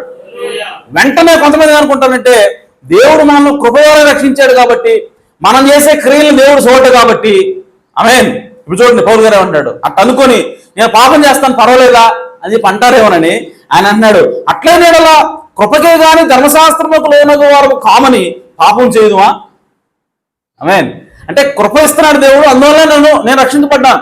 అంతేగాని నేను వ్యభిచారం చేశానా, దొంగతనం చేశానా, ఇంకేదైనా చేశానా, దీన్ని బట్టి దేవుడు నన్ను రక్షించకపోవటం లేదు. ఆయన అప్పటి కృప చూపించాడు, నన్ను రక్షించాడు, అంతే. ఇక నేను ఏం చేసినా పట్టించుకోవడం చెప్పి అనుకుంటున్నారా? అట్లా కాదు. ఆమేన్. అది అన్నిటికీ కూడదు. ఆమేన్. లోబడుటకు దేవునికి మిమ్మల్ని మీరు దాసులుగా అప్పగించుకుందరో. ఆమేన్. లోబడుటకు దేనికి మిమ్మల్ని మీరు దాసులుగా అప్పగించుకుందరో అది చావు నిమిత్తముగా పాపనముకే గాని నీతి నిమిత్తముగా విధేయతకే గాని దేనికి మీరు లోబడుదురో దానికే దాసులు ఎదురని మీరు ఎరుగురా. ఆమేన్. ఇప్పుడు పౌలు గారు ఏమంటున్నాడంటే, నువ్వు ధర్మశాస్త్రానికి లోబడుతున్నావా? ఆమేన్. లేదంటే కృపకు లోబడుతున్నావా? లేదంటే పాపానికి లోబడుతున్నావా? దేవుడికి లోబడుతున్నావా? పాపానికి లోబడితే నువ్వేం చేస్తావు? పాపం చేస్తావు. ఆమేన్. అంటే పాపానికి దోషులు అవుతావు, కాబట్టి నువ్వు ఖచ్చితంగా పాపం చేయాల్సిందే. ఒకవేళ దేవుడికి లోబడుతున్నావా? ఆయన కృప ద్వారా ఇప్పుడు రక్షించబడ్డావు. అయితే ఇప్పుడు దేవుడికి లోబడ్డావు కాబట్టి ఎవరికి దోషులు అవ్వాలి? ఇప్పుడు దేవుడికి దోషులు అవ్వాలి కాబట్టి దేవుడి కార్యాలు చేయాలా, నీతి కార్యాలు చేయాలా. అంటే పౌలు గారు ఏమంటాడంటే, నువ్వు పాపానికి లోబడితే నువ్వు పాపానికి దాసుడు కాబట్టి నువ్వు పాప కార్యాలు చేశావు, తప్పు లేదు. ఓకే, మరి ఇప్పుడు క్రీస్తుకు లోబడినా అని చెబుతున్నావు, క్రీస్తుకు దాసుడే అని చెబుతున్నావు, కానీ పాప కార్యాలు ఎక్కడ చేస్తావు? మరి నువ్వు పాపానికి లోబడితే పాప కార్యాలు చేయ, ఓకే, అది ఓకే. కానీ క్రీస్తుకు లోబడినప్పుడు కూడా పాప కార్యాలు ఎక్కడ చేస్తావు? నువ్వు దేనికి లోబడితే దానికే దాసుడు కదా. ఆమేన్. సో కాబట్టి నువ్వు అప్పుడు పాపానికి లోబడ్డావు కాబట్టి పాప కార్యాలు చేసావు. అని ఇప్పుడైతే నువ్వు క్రీస్తుకు లోబడ్డావు కాబట్టి, ఇప్పుడు కృప ద్వారా రక్షించబడినప్పటికీ నువ్వు క్రీస్తుకే దాసుడు కాబట్టి ఇప్పుడు నీతి కార్యాలు చేయాలి నువ్వు అంటున్నాడు. ఎందుకంటే నువ్వు నీతికి ఇప్పుడు దాసుడు అయ్యావు. హల్లెలూయా. కాబట్టి విధేయత గాని దేనికి మీరు లోబడుతురో దానికే దాసులు మీరు ఎరుగురా. మీరు పాపములకు దాసులై ఉంటుంది కానీ, ఇప్పుడు ఒకప్పుడు మీరు పాపానికి దాసులై ఉన్నారు, కానీ ఏ ఉపదేశ క్రమమునకు మీరు అప్పగింపబడితురో దానికి హృదయపూర్వకంగా లోబడిన వారై ఏ వాక్య బోధకైతే మీరు లోబడి ఉన్నారో. ఆమేన్. మీరు ఏ ఉపదేశ క్రమానికి మీరు అప్పగింపబడుతురో దానికి హృదయపూర్వకంగా లోబడిన వారే. ఆమేన్. పాపము నుండి విమోచించబడి నీతికి దాసులైతిరి. హల్లెలూయా. అనగా పౌలు గారు ఏమంటారంటే, మీరు ఉపదేశ క్రమమునకు మీరు అప్పగింపబడ్డారు, అంటే మీరు ఒక వాక్య బోధకు అప్పగింపబడ్డారు. సో ఈ వాక్యానికి మీరు లోబడి ఇప్పుడు మీరు మీ లోబడి మీ పాపమునకు దాసులు ఉంటారు, కానీ మీ ఏ ఉపదేశ క్రమం మీరు అప్పగింపబడుతారో దానికి హృదయపూర్వకంగా లోబడిన వారే. అంటే మనం వాక్యం అప్పుడు ఏం చేయాలంటే ఆ వాక్యానికి మనం హృదయపూర్వకంగా లోబడాలి. హల్లెలూయా. సో లోబడినప్పుడు ఏమవుతుందంటే పాపము నుండి విమోచించబడతాము, పాపం నుంచి విమోచించబడి నీతికి దాసులు అవుతాము. ఇందుకు దేవునికి స్తోత్రము. హల్లెలూయా. కాబట్టి ప్రియ సహోదరి సోదరులారా, మనము ఒకప్పుడు లోకంలో ఉన్నాం, లోకానికి దాసులై ఉన్నాం, కాబట్టి పాపకార్యాలు చేసాం. ఇప్పుడైతే మనం దేవుని యొక్క వాక్యాన్ని విన్నాం, వాక్యానికి లోబడాం, కాబట్టి ఇప్పుడు ఏం చేయాలంటే నీతి కార్యాలు చేయాలి. హల్లెలూయా. కాబట్టి పరిశుద్ధంగా జీవించాలి అన్నది దేవుని యొక్క చిత్తమైనది. ఆమేన్. సో పరిశుద్ధంగా జీవించాలని దేవుడు కోరుకుంటా ఉన్నాడు. అయితే ప్రియ సహోదరి సోదరులు, ఎప్పుడైతే మనం దేవుని యొక్క వాక్యాన్ని అంగీకరిస్తూ లోపలికి వస్తామో, లోపలికి వచ్చినప్పుడు మనము దేవుని ఎదుట మన పాపాలు ఒప్పుకున్న తర్వాత ఆవరణలోకి వస్తాం. ఆవరణలోకి వచ్చి మనం పశ్చాత్తాపడి ఆ యేసుక్రీస్తు ఆ శిలువను మనం అంగీకరించి మనం ఏం చేస్తామంటే ముందుకు వెళ్ళి మనం బాప్తిసం పొందుతాం. బాప్తిసం పొందిన తర్వాత ఇప్పుడు మనం ఎక్కడికి వెళ్ళాలంటే పరిశుద్ధ స్థలంలోకి వెళ్ళాలి. హల్లెలూయా. సో పరిశుద్ధ స్థలంలోకి వెళ్ళినప్పుడు అక్కడ దేవుని వాక్యం ఏం చెప్తా ఉందంటే, అక్కడ ఒక హైవే ఉన్నది, ఒక రాజ మార్గం ఉన్నది. ఆ రాజమార్గంలో ఒక మార్గం ఉందంట. అంటే ఇప్పుడు పరిశుద్ధమైనటువంటి జీవితం ఉన్నది. ఇప్పుడు పరిశుద్ధమైనటువంటి జీవితాన్ని జీవించాలా? ఈ పరిశుద్ధమైన జీవితం అనేది యాక్చువల్గా 2 భాగాలుగా ఉంది. చెప్పాలంటే 3 భాగాలు. అంటే ఎలా ఉంటుందంటే, ఒక రాజమార్గం ఉందంట, ఆ మార్గం మధ్యలో ఒక మార్గం ఉందంట. హల్లెలూయా. సో బైబిల్ ఏం చెప్తోందంటే, ఆ మార్గము పరిశుద్ధ మార్గమై ఉన్నది. రాజమార్గం పరిశుద్ధమైనది కాదు, మధ్యలో ఉంది చూసావా, అది పరిశుద్ధమైందంట. హల్లెలూయా. అంటే మీకు ఒక రోడ్డు తీసుకోండి, ఒక హైవే, ఒక రాజమార్గం తీసుకుంటే అందులో మార్గం ఏమిటి, మనం నడవాల్సినటువంటి మార్గం ఏమిటి, ఎక్కడ నడిస్తే మనం పవిత్రంగా ఉంటాం అని అంటే మధ్యలో నడవాలంట. హల్లెలూయా. సో ఈ చివరి నడిచినా పవిత్రంగా ఉండం, ఈ చివరి నడిచినా పవిత్రంగా ఉండం. మనం ఎక్కడ నడవాలంటే మధ్యలో నడవాలి. అందుకోసమే బైబిల్ ఏం రాబడిందంటే, మనం చదువుకున్నాం మొదటి వాక్య భాగంలో యెషయా గ్రంథం 35వ అధ్యాయం ఒకసారి తీయండి. దానిలో మనం చదువుకున్నాం, పరిశుద్ధ రాజమార్గం లేదు, పరిశుద్ధ మార్గం అని ఉంది. యెషయా గ్రంథము 35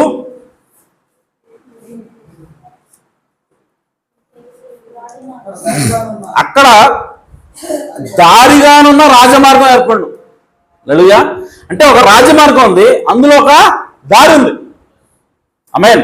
అది పరిశుద్ధ మార్గం అనబడును. అంటే ఒక రాజమార్గం ఉంది, ఆ మార్గంలో యాక్చువల్గా ఒక ఏమంటారంటే మీకు ఇలస్ట్రేషన్ చేస్తాను. అంటే దేవుడు ఏమంటున్నాడంటే, ఒక రాజమార్గం ఉందంట, ఇది హైవే. ఓకే, ఈ హైవేలో ఒక మార్గం ఉందంట మళ్ళీ మధ్యలో. ఆమేన్. ఇది మార్గం. ఇంగ్లీష్లో ఏముందంటే, దెర్ ఈజ్ ఏ హైవే, అంటే ఇదంతా కలిపి హైవే, రాజమార్గం.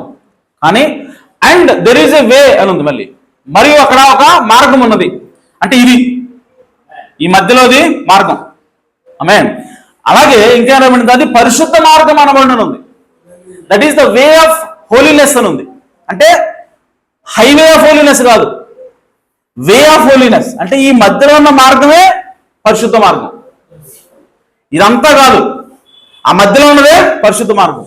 అంటే ఇప్పుడు దీన్ని తీసుకొని మన ప్రవక్త ఏమంటున్నాడంటే, పరిశుద్ధ మార్గంలో మధ్యలో ఉన్నదే పరిశుద్ధత. నువ్వు ఈ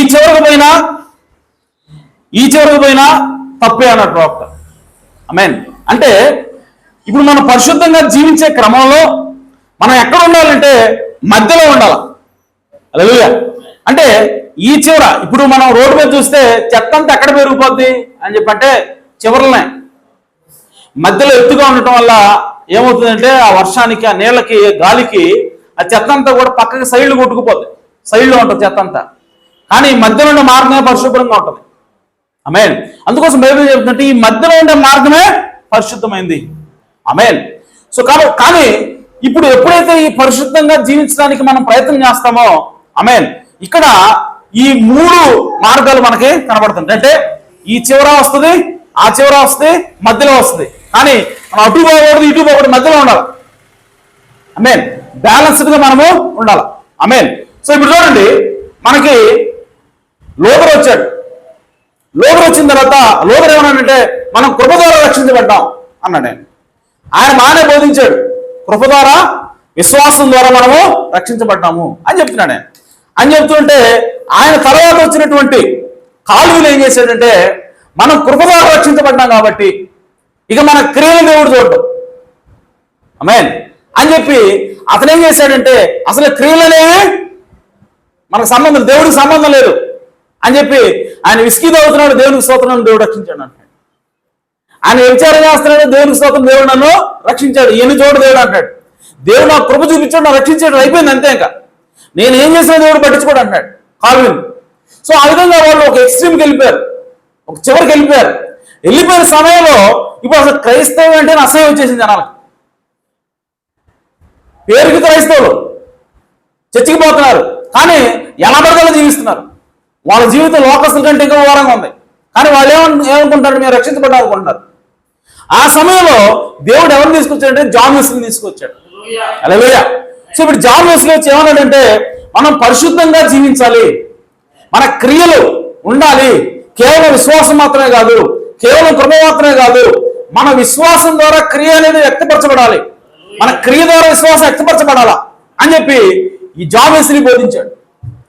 బోధించినప్పుడు ఇప్పుడు దేవుడు ఏం చేసినట్టు దాన్ని బ్యాలెన్స్ చేశాడు. కాలు ఏదైతే చెడగొట్టాడో కేవలం కృపే, క్రియతోడు దేవుడు అని దాన్ని తీసుకొచ్చి దేవుడు ఇప్పుడు వెస్లీని తీసుకొచ్చి ఏం చేశాడు, మళ్ళీ సెట్ చేశాడు. దేవుడు సెట్ చేసిన తర్వాత కొన్నాళ్ళు వెస్లీ నడిచాడు, ఆ టైం అయిపోయింది అని వెళ్ళిపోయిన తర్వాత ఇప్పుడు ఆర్మీన్ అనే వ్యక్తి వచ్చాడు.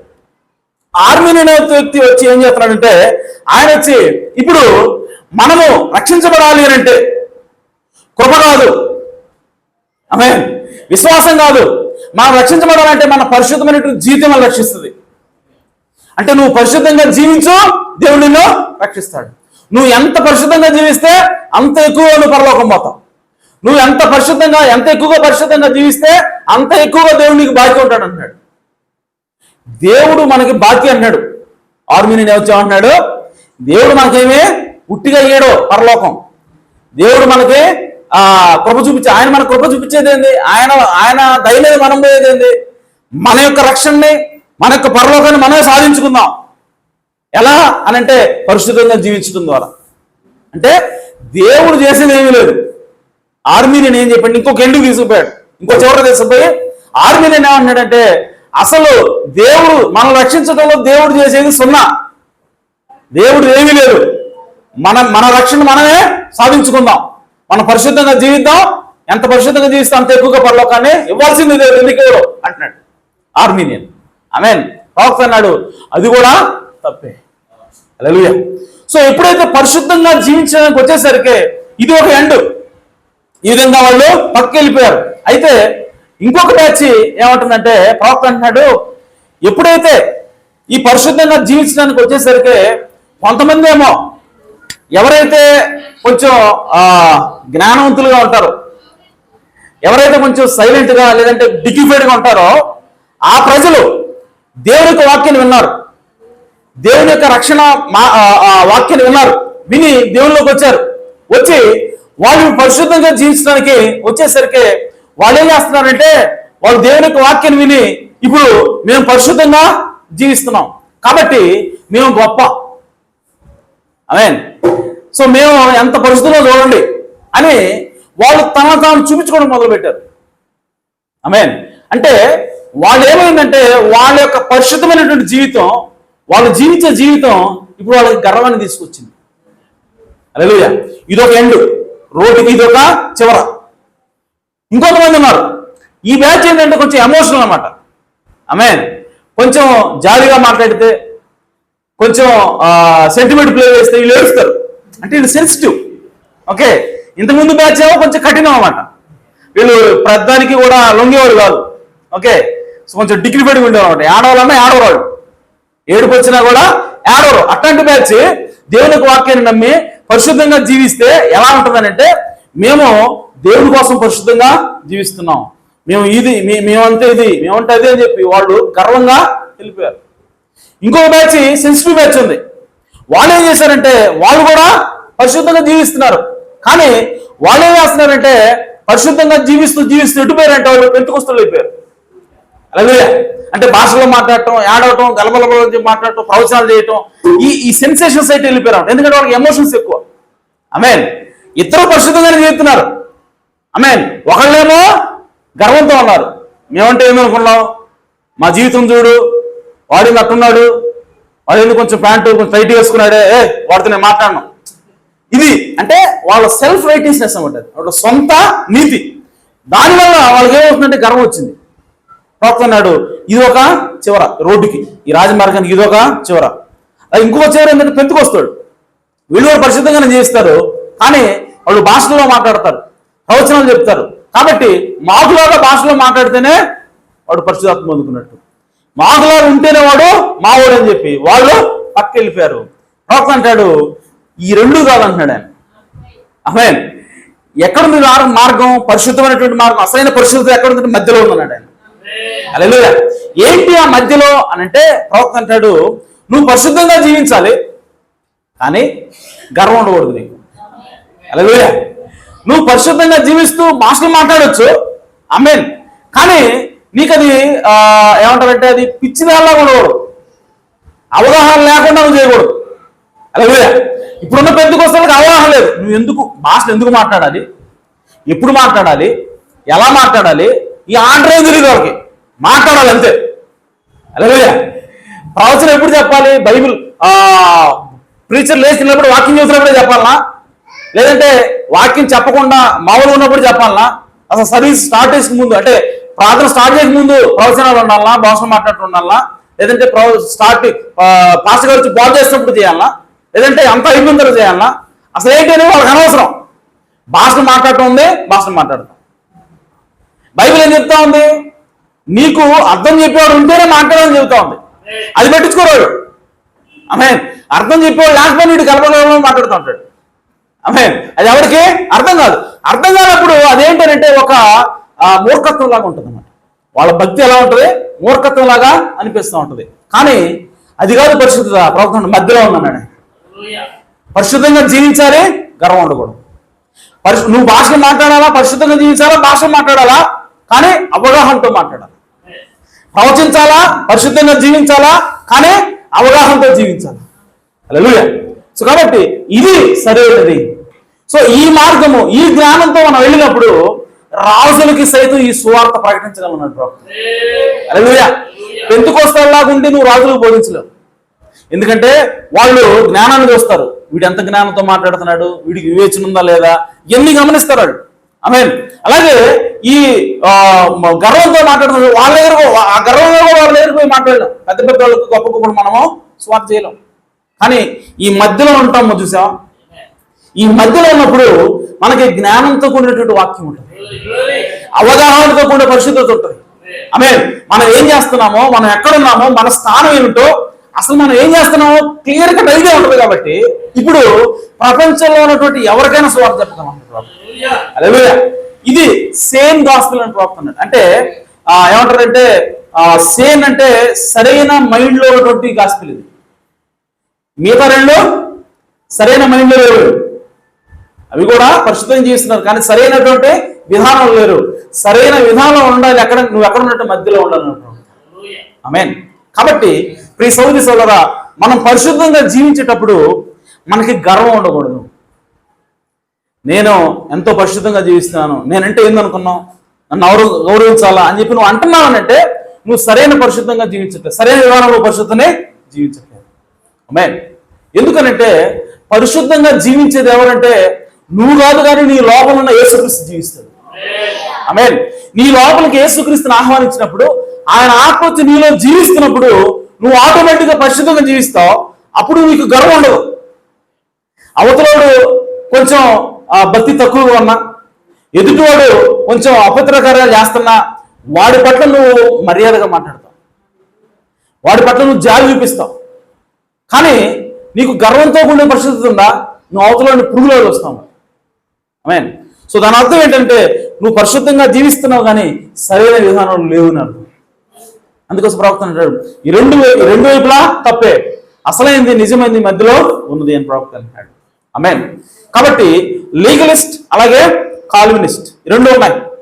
అలాగే sanctification is not the baptism of the Holy Ghost. నువ్వు ఎప్పుడైతే పరిశుద్ధమైన జీవితం జీవిస్తావో దాని అర్థం నువ్వు పరిశుద్ధాత్మ బాప్తిసం పొందుకున్నావు కాదు. పరిశుద్ధాత్మ బాప్తిసం వేరు, పరిశుద్ధంగా జీవించడం వేరు. అలాగే నువ్వు పరిశుద్ధంగా జీవించినంత మాత్రాన నువ్వు పరిశుద్ధాత్మ బాప్తిసం పొందుకున్నావు అని రుజువు కాదు. కానీ ఈ John Wesley batch, Methodist batch, లేదంటే బ్యాప్టిస్ట్ బ్యాచ్, వీళ్ళందరూ ఏమంటారంటే మేము పరిశుద్ధంగా జీవిస్తున్నాం కాబట్టి మేము పరిశుద్ధాత్మ పొందుకున్నాం అంటాం. కానీ ప్రవక్త అన్నాడు అది కాదు. పరిశుద్ధంగా జీవించడం వేరు, పరిశుద్ధాత్మ బాప్తిసం వేరు. పరిశుద్ధాత్మ బాప్తిసమే అది అంతిమ విజయమే, అంతిమ మెట్టు అయినది, చివరి మెట్టు అయినది. ఎప్పుడైతే దేవుడు పరిశుద్ధాత్మ చేత నింపుతాడో ఆ పరిశుద్ధాత్మ కార్యం అనేది ముగించబడుతుంది, ముద్రించబడుతుంది. అందుకోసం బైబిల్లో ఏం రాయబడిందంటే మీరు శుద్ధీకరణ ద్వారా ముద్రించబడడం వల్ల, పరిశుద్ధమైనటువంటి జీవితం ద్వారా మీరు ముద్రించబడడం వల్ల బైబిల్ ఏం చెప్తుందంటే దేవుడి యొక్క ఆత్మ చేత ముద్రించబడ్డారని. మీరు విమోచన దినం వరకు పరిశుద్ధాత్మ చేత మీరు ముద్రించబడి ఉన్నారు అన్నది. కానీ పరిశుద్ధమైన జీవితం ద్వారా ముద్రించబడ్డారు అలా అంటే పరిశుద్ధమైన జీవితం అనేది ముగింపు కాదు, పరిశుద్ధమైన జీవితం అనేది అంతం కాదు. మరి ఏది క్యాపింగ్, ఏది ముగింపు అని అంటే పరిశుద్ధాత్మ బాప్తిస్మే ముగింపు. అంటే నువ్వు పరిశుద్ధంగా జీవించినప్పటికీ నీ ప్రయాణం ఇంకా ముగియలేదు, నువ్వు ఇంకా ప్రయాణించాల్సిందే ఉంది. హల్లెలూయా. కాబట్టి మన పరిశుద్ధ జీవితం జీవించిన వెంటనే మనం సాటిస్ఫై కాకూడదు, మన సంతృప్తి చెందకూడదు. మనకి ఇంకా పరిశుద్ధాత్మ బాప్తిసం అనేది మిగిలిందని పొందుకోవాలి. హల్లెలూయా. అలాగే sanctification is the work of the Holy Ghost. So అంటే పరిశుద్ధత అనేది పరిశుద్ధాత్మ యొక్క ఒక కార్యమైనది, అంతేగాని అదే పరిశుద్ధాత్మ కాదు అని ప్రవక్త అంటున్నాడు. హల్లెలూయా. అలాగే baptism of the Holy Ghost is the completion of the Holy spirit.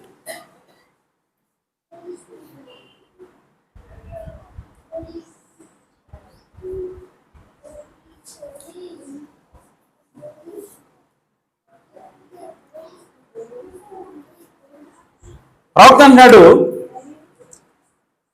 కొంతమంది సొంత పరిశుద్ధతను కలిగి ఉంటున్నారంట. ఏంటి? సొంత పరిశుద్ధత. ఇదేంటి? పరిశుద్ధంగా జీవించడం సొంత పరిశుద్ధత కూడా ఉంటుందా? ఆమె మరి ఇంతకీ తేడా ఎలాగా అని అంటే ప్రవక్త అంటున్నాడు God hiding himself in simplicity. దేవుడు తనను తాను సామాన్యతలో మరుగుపరుచుకొని పెదపు అందులోనే బయలుపరుచుకుంటానే వర్తమానం 2:36 పేరాలో ప్రవక్త అంటున్నాడు the holiness people begin to say. పరిశుద్ధ ప్రజలు అంటే శుద్ధీకరణ అనేటువంటి ఒక గుంపు ఉంది. ఆ ప్రజలు ఏమంటారంటే the women must wear long hair and long sleeves. స్త్రీలు పొడవాటి బట్టలు వేసుకోవాలి, పొడవుగా జుట్టు పెంచుకోవాలి. అండ్ ఆల్ దీస్ థింగ్స్ ఇవన్నీ చెప్తారు. లాంగ్ స్కర్ట్స్, పొడవైన దుస్తులు ధరించాలా. And not wear any wedding rings. కనీసం వెడ్డింగ్ రింగులు కూడా పెట్టుకోకూడదు, ఎలాంటి ఆభరణాలు పెట్టుకోకూడదు చెప్తారు. See, it become a self-righteous holiness. అదేమైందంటే సొంత పరిశుద్ధతగా మారిపోయింది. See, that is manufactured holiness. ప్రవక్త అన్నాడు సొంత పరిశుద్ధతని ప్రవక్త అంటాడంటే అది తయారు చేసుకోబడిన పరిశుద్ధత, తమకు తాము తయారు చేసుకున్న పరిశుద్ధత. But real church of the living God, look what is happened to the denomination. Now they have all got cut hair like the Pentecostals and so forth. ఇప్పుడు చూడండి, ఇప్పుడు సంఘ శాఖలన్నీ చూడండి, వాళ్ళు మిగిలిన వాళ్ళలాగే జుట్టు కత్తిరించుకుంటున్నారు. And they nearly wear rings and so forth. వాళ్ళు రింగులు అంటే వెడ్డింగ్ రింగులు పెట్టుకుంటున్నారు. Look at Pentecostals years ago how they hopped on that. See, ఇప్పుడు పెంతెకోస్తలు ఎలా ఉన్నారు చూడండి, వాళ్ళు పుట్టిపట్లు వేసుకున్నారు, జుట్టు కత్తిరించుకుంటున్నారు. కానీ ఒకప్పుడు పెంతెకోస్తలు చూడండి వాళ్ళు ఎలా ఉన్నారు అని అంటే జుట్టు కత్తిరించుకోకూడదు, పుట్టిపట్లు ధరించుకోకూడదు, ఈ విధంగా స్ట్రిక్ట్ గా ఉండేవాళ్ళు. కానీ ఇప్పుడు ఏమైపోయింది? ఆమేన్. See how they hopped on that. See we the church. అంతకుముందు ఏమన్నా పెంతెకోస్తలు మేమే సంఘం అంటే, మాదే పరిశుద్ధమైన సంఘం అంటే అనేవాళ్ళు. కానీ ఇప్పుడు ఏమైంది? వాళ్ళే పొట్టిపట్లు ధరించుకుంటున్నారంట. ఒకప్పుడు పొట్టిపట్లు ధరించుకోవద్దని చెప్పిన వాళ్ళే ఇప్పుడు అదే సంఘం పొట్టిపట్లు ధరించుకుంటా ఉంది.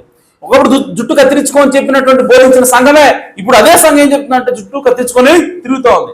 See the church is Christ body. ప్రవక్త సంఘం అనగా క్రీస్తు శరీరమైనది. It is an individual amongst other individuals. That is born in the kingdom of God. సంఘం అనగా వ్యక్తిగతంగా, ఆమేన్, ఇండివిజువల్ అమాంగ్స్ట్ అదర్ ఇండివిజువల్స్, వేరే వ్యక్తుల్లో నుంచి వ్యక్తిగతంగా దేవుని రాజ్యంలో ఒకళ్ళొకళ్ళు చేరటమే సంఘమై ఉన్నది. సంఘం అంటే గుంపుగా మనం కలుగునే ఈ సంఘం కాదు. ఆమేన్. సంఘం అంటే అది దేవుని సంఘం, అంటే అది సార్వత్రిక సంఘమై ఉన్నది. ఈ సార్వత్రిక సంఘంలో గుంపులు ఉండరు, ఒక్కొక్కరుగా జాయిన్ అవుతారు. ఆమేన్. That comes from the inside out. ఆ సంఘం ఎలా ఉంటుందంటే లోపల నుంచి బయటికి పరిశుద్ధత కలిగి ఉంటుంది. హల్లెలూయా. బయటికి మాత్రమే పరిశుద్ధత కాదు. ఆమేన్. అంటే బయటికి అంటించుకోవటం కాదు. బయటికేమో పొడుగు చుట్టూ, లోపలేమో కుళ్ళు.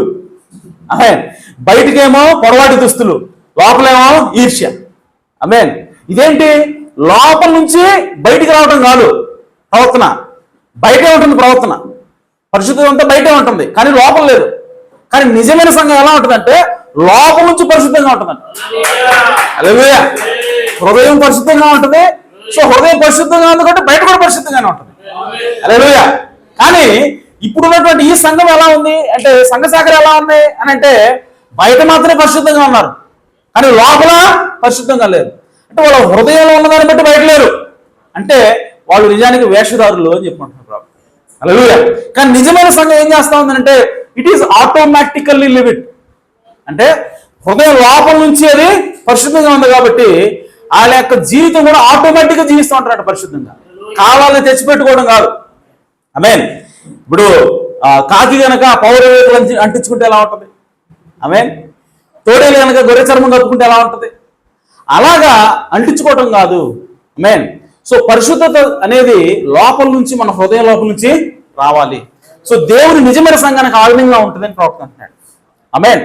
అయితే ఇప్పుడు మరి సెల్ఫ్ రైటియస్ అంటే ఏంటి అంటే, సొంత పరిశుద్ధత అంటే ఏంటి అని చెప్పంటే, ప్రవక్త అంటున్నాడు, దేవునికి వాక్యం తెలియజేస్తా ఉంది, నిజానికి విశ్వాసం వల్ల, క్రియల వల్ల మన విశ్వాసం అనేది వ్యక్తపరచబడుతుంది. హల్లెలూయా. కానీ కొంతమంది ఏం చేస్తారంటే విశ్వాసం ఉండదు, కానీ క్రియలు మాత్రమే ఉంటాయి. హల్లెలూయా. సో దాన్నే మనం సొంత పరిశుద్ధత అంటాం. ఆమేన్. సో ఇప్పుడు ఇంకొక సమస్య ఏంటంటే, బైబిల్లో పౌలు గారు వచ్చేమంటాడంటే విశ్వాసం ద్వారా నీతిమంతులకు తీర్చబడతారు అంటాడు. యాకోబు, జేమ్స్ వచ్చేమంటాడంటే మీరు క్రియల వల్ల, కేవలం విశ్వాసం మూలమే కాదు, క్రియల వల్ల మీరు నీతిమంతులుగా తీర్చబడతారు. ఇంతకీ ఏది రెండు అని చెప్పంటే, రెంట్లో ఏది అని చెప్పంటే బైబిల్ స్పష్టంగా తెలియజేస్తా ఉంది, మన యొక్క విశ్వాసం అనేది దేని ద్వారా బయలుపరచబడుతుంది? క్రియల ద్వారా బయలుపరచబడుతుంది. క్రియలు లేని విశ్వాసము మృతతుల్యము. ఆమేన్. కాబట్టి ప్రియ సోదరి సోదరా, మన యొక్క నీతి ఎలా ఉండాలంటే విశ్వాసంతో కూడిందే ఉండాలి. మన యొక్క పరిశుద్ధత ఎలా ఉండాలంటే విశ్వాసంతో కూడిందే ఉండాలి. హల్లెలూయా. సో మనం చేసే కార్యాలు దేవుని యొక్క వాక్యం మీద ప్రత్యక్షత కూడిందే ఉండాలి. ఆమేన్. ఇప్పుడు చూడండి, జనరల్గా ఏమనుకుంటారంటే ప్రజలు పరిశుద్ధంగా జీవించడమే దేవుడికి కావాల్సింది అనుకుంటారు. పరిశుద్ధంగా జీవించడమే దేవుడికి కావాల్సింది అనుకుంటున్నారు. ఒకవేళ దేవుడికి కావాల్సింది అదే అయితే, ఆమేన్. ఇప్పుడు చూడండి, కయ్యూను ఏబేలు తీసుకుందాం. కయ్యూను ఏబేలు వాళ్ళిద్దరూ కూడా దేవుడిని ఆరాధించారు. దేవుడికి కావాల్సింది ఆరాధించడమే అయితే, ఏబేలు ఆరాధించాడు, కయ్యూను కూడా ఆరాధించాడు. కాబట్టి ఏబేలుతో పాటు కయ్యూను కూడా అంగీకరించాలి. కానీ అలా చేశాడు దేవుడు, ఏబేలును మాత్రమే అంగీకరించాడు, కయ్యూన్నే అంగీకరించాలి. అంటే అర్థం ఏంటి? దేవుడికి కావాల్సింది కేవలం ఆరాధించడం మాత్రమే కాదు, ఇంకేదో ఉంది. హల్లెలూయా. అలాగే దేవుడికి కావాల్సింది బలిపీఠం కట్టడం మాత్రమే అయితే, ఆమేన్. ఏబేలు బలిపీఠం కట్టాడు, కయ్యూను కూడా బలిపీఠం కట్టాడు. సో దేవుడు కావాల్సిన బలిపీఠం కట్టడం అయితే ఇప్పుడు దేవుడు ఇతరుని అంగీకరించాలి. కానీ దేవుడు ఏబేలుని అంగీకరించాడు, కయ్యూన్ని తిరస్కరించాడు. అంటే బలిపీఠం మాత్రమే కావాల్సింది, ఇంకేదో ఉంది. ఆమేన్. అలాగే దేవుడు కావాల్సింది సిన్సియర్గా ఆరాధించటం అనుకుందాం. ఇప్పుడు ఏబేలు సిన్సియర్గా ఆరాధించాడు, కయ్యూను కూడా సిన్సియర్గా ఆరాధించాడు. సిన్సియారిటీ లేకపోతే అన్ని పూలు, అన్ని ఫలాలు, అన్ని పళ్ళు ఇవన్నీ కష్టపడి తీసుకొచ్చి అలంకరించాల్సిన అవసరం ఏంటి? ఇంకో విషయం, బలిపీఠం కట్టడానికి కయ్యూను శ్రమ పడినంత ఏబేలు కష్టపడలా. ఏముంది కయ్యూను బలిపీఠం? ఒక రాయి మీద తీసుకొచ్చాడు, రాయే బలిపీఠం. ఆమె ఒక ఏమంటారంటే అందులో తాడు లేవు కాబట్టి ప్రవక్త అన్నాడు, ఒక ద్రాక్ష తీగను తీసుకుని ఆ గొర్రె మెడకి చుట్టి లాక్కొస్తున్నాడంట. లాక్కొచ్చాడు, ఒక రాయి తీసుకున్నాడు, కరస కోసాడు, అయిపోయింది. అంటే కయ్యను ఏబేలు యొక్క బలిపీఠం అనేది ఏమీ లేదు, ఒక రాయే బలిపీఠం. కానీ కయ్యను బలిపీఠం చూడండి, కయ్యను ఎంత శ్రద్ధగా పనిచేస్తాడు దాని మీద. పళ్ళు తీసుకొచ్చాడంట, పూలు తీసుకొచ్చాడంట, వాటిని చక్కగా అలంకరించాడంట, రంగురంగుల పూలు తీసుకొచ్చాడంట. సో చూడగానే అది అట్రాక్టివ్గా ఉందంట. చాలా కష్టపడ్డాడు దానికోసం. సిన్సియారిటీ లేకుండా, నిజంగా దేవుడి అంటే ప్రేమ లేకుండా చేయగలడు? అలాగా చేయలేడు. సో కాబట్టి కయ్యనికి సిన్సియారిటీ ఉంది, ఏబేలుకి కూడా సిన్సియారిటీ ఉంది, ఇద్దరికి సిన్సియారిటీ ఉంది. కానీ దేవుడికి కావాల్సిన సిన్సియారిటీ అయితే ఇద్దరిని అంగీకరించాలా. కానీ దేవుడు కేవలం ఏబేలునే అంగీకరించాడు. అంటే దేవుడికి సిన్సియారిటీతో పాటు ఇంకేదో కావాలా. హల్లెలూయా. ఏంటది అని చెప్పంటే ఈ సౌదీ సోదరులారా, వీళ్ళిద్దరు కూడా ఏం చేశారంటే పని చేశారు. ఆమేన్. ఇద్దరు పని చేశారంటే బలిపీఠం కట్టారు, అలంకరించారు, బలి అర్పించారు, ఆరాధన చేశారు, ఎంత పనే. ఓకే, సో ఇదంతా కూడా వాళ్ళు పని చేశారు. ఈ పని ఎందువల్ల చేశారు అన్నది దేవుడు కావాలి. హల్లెలూయా.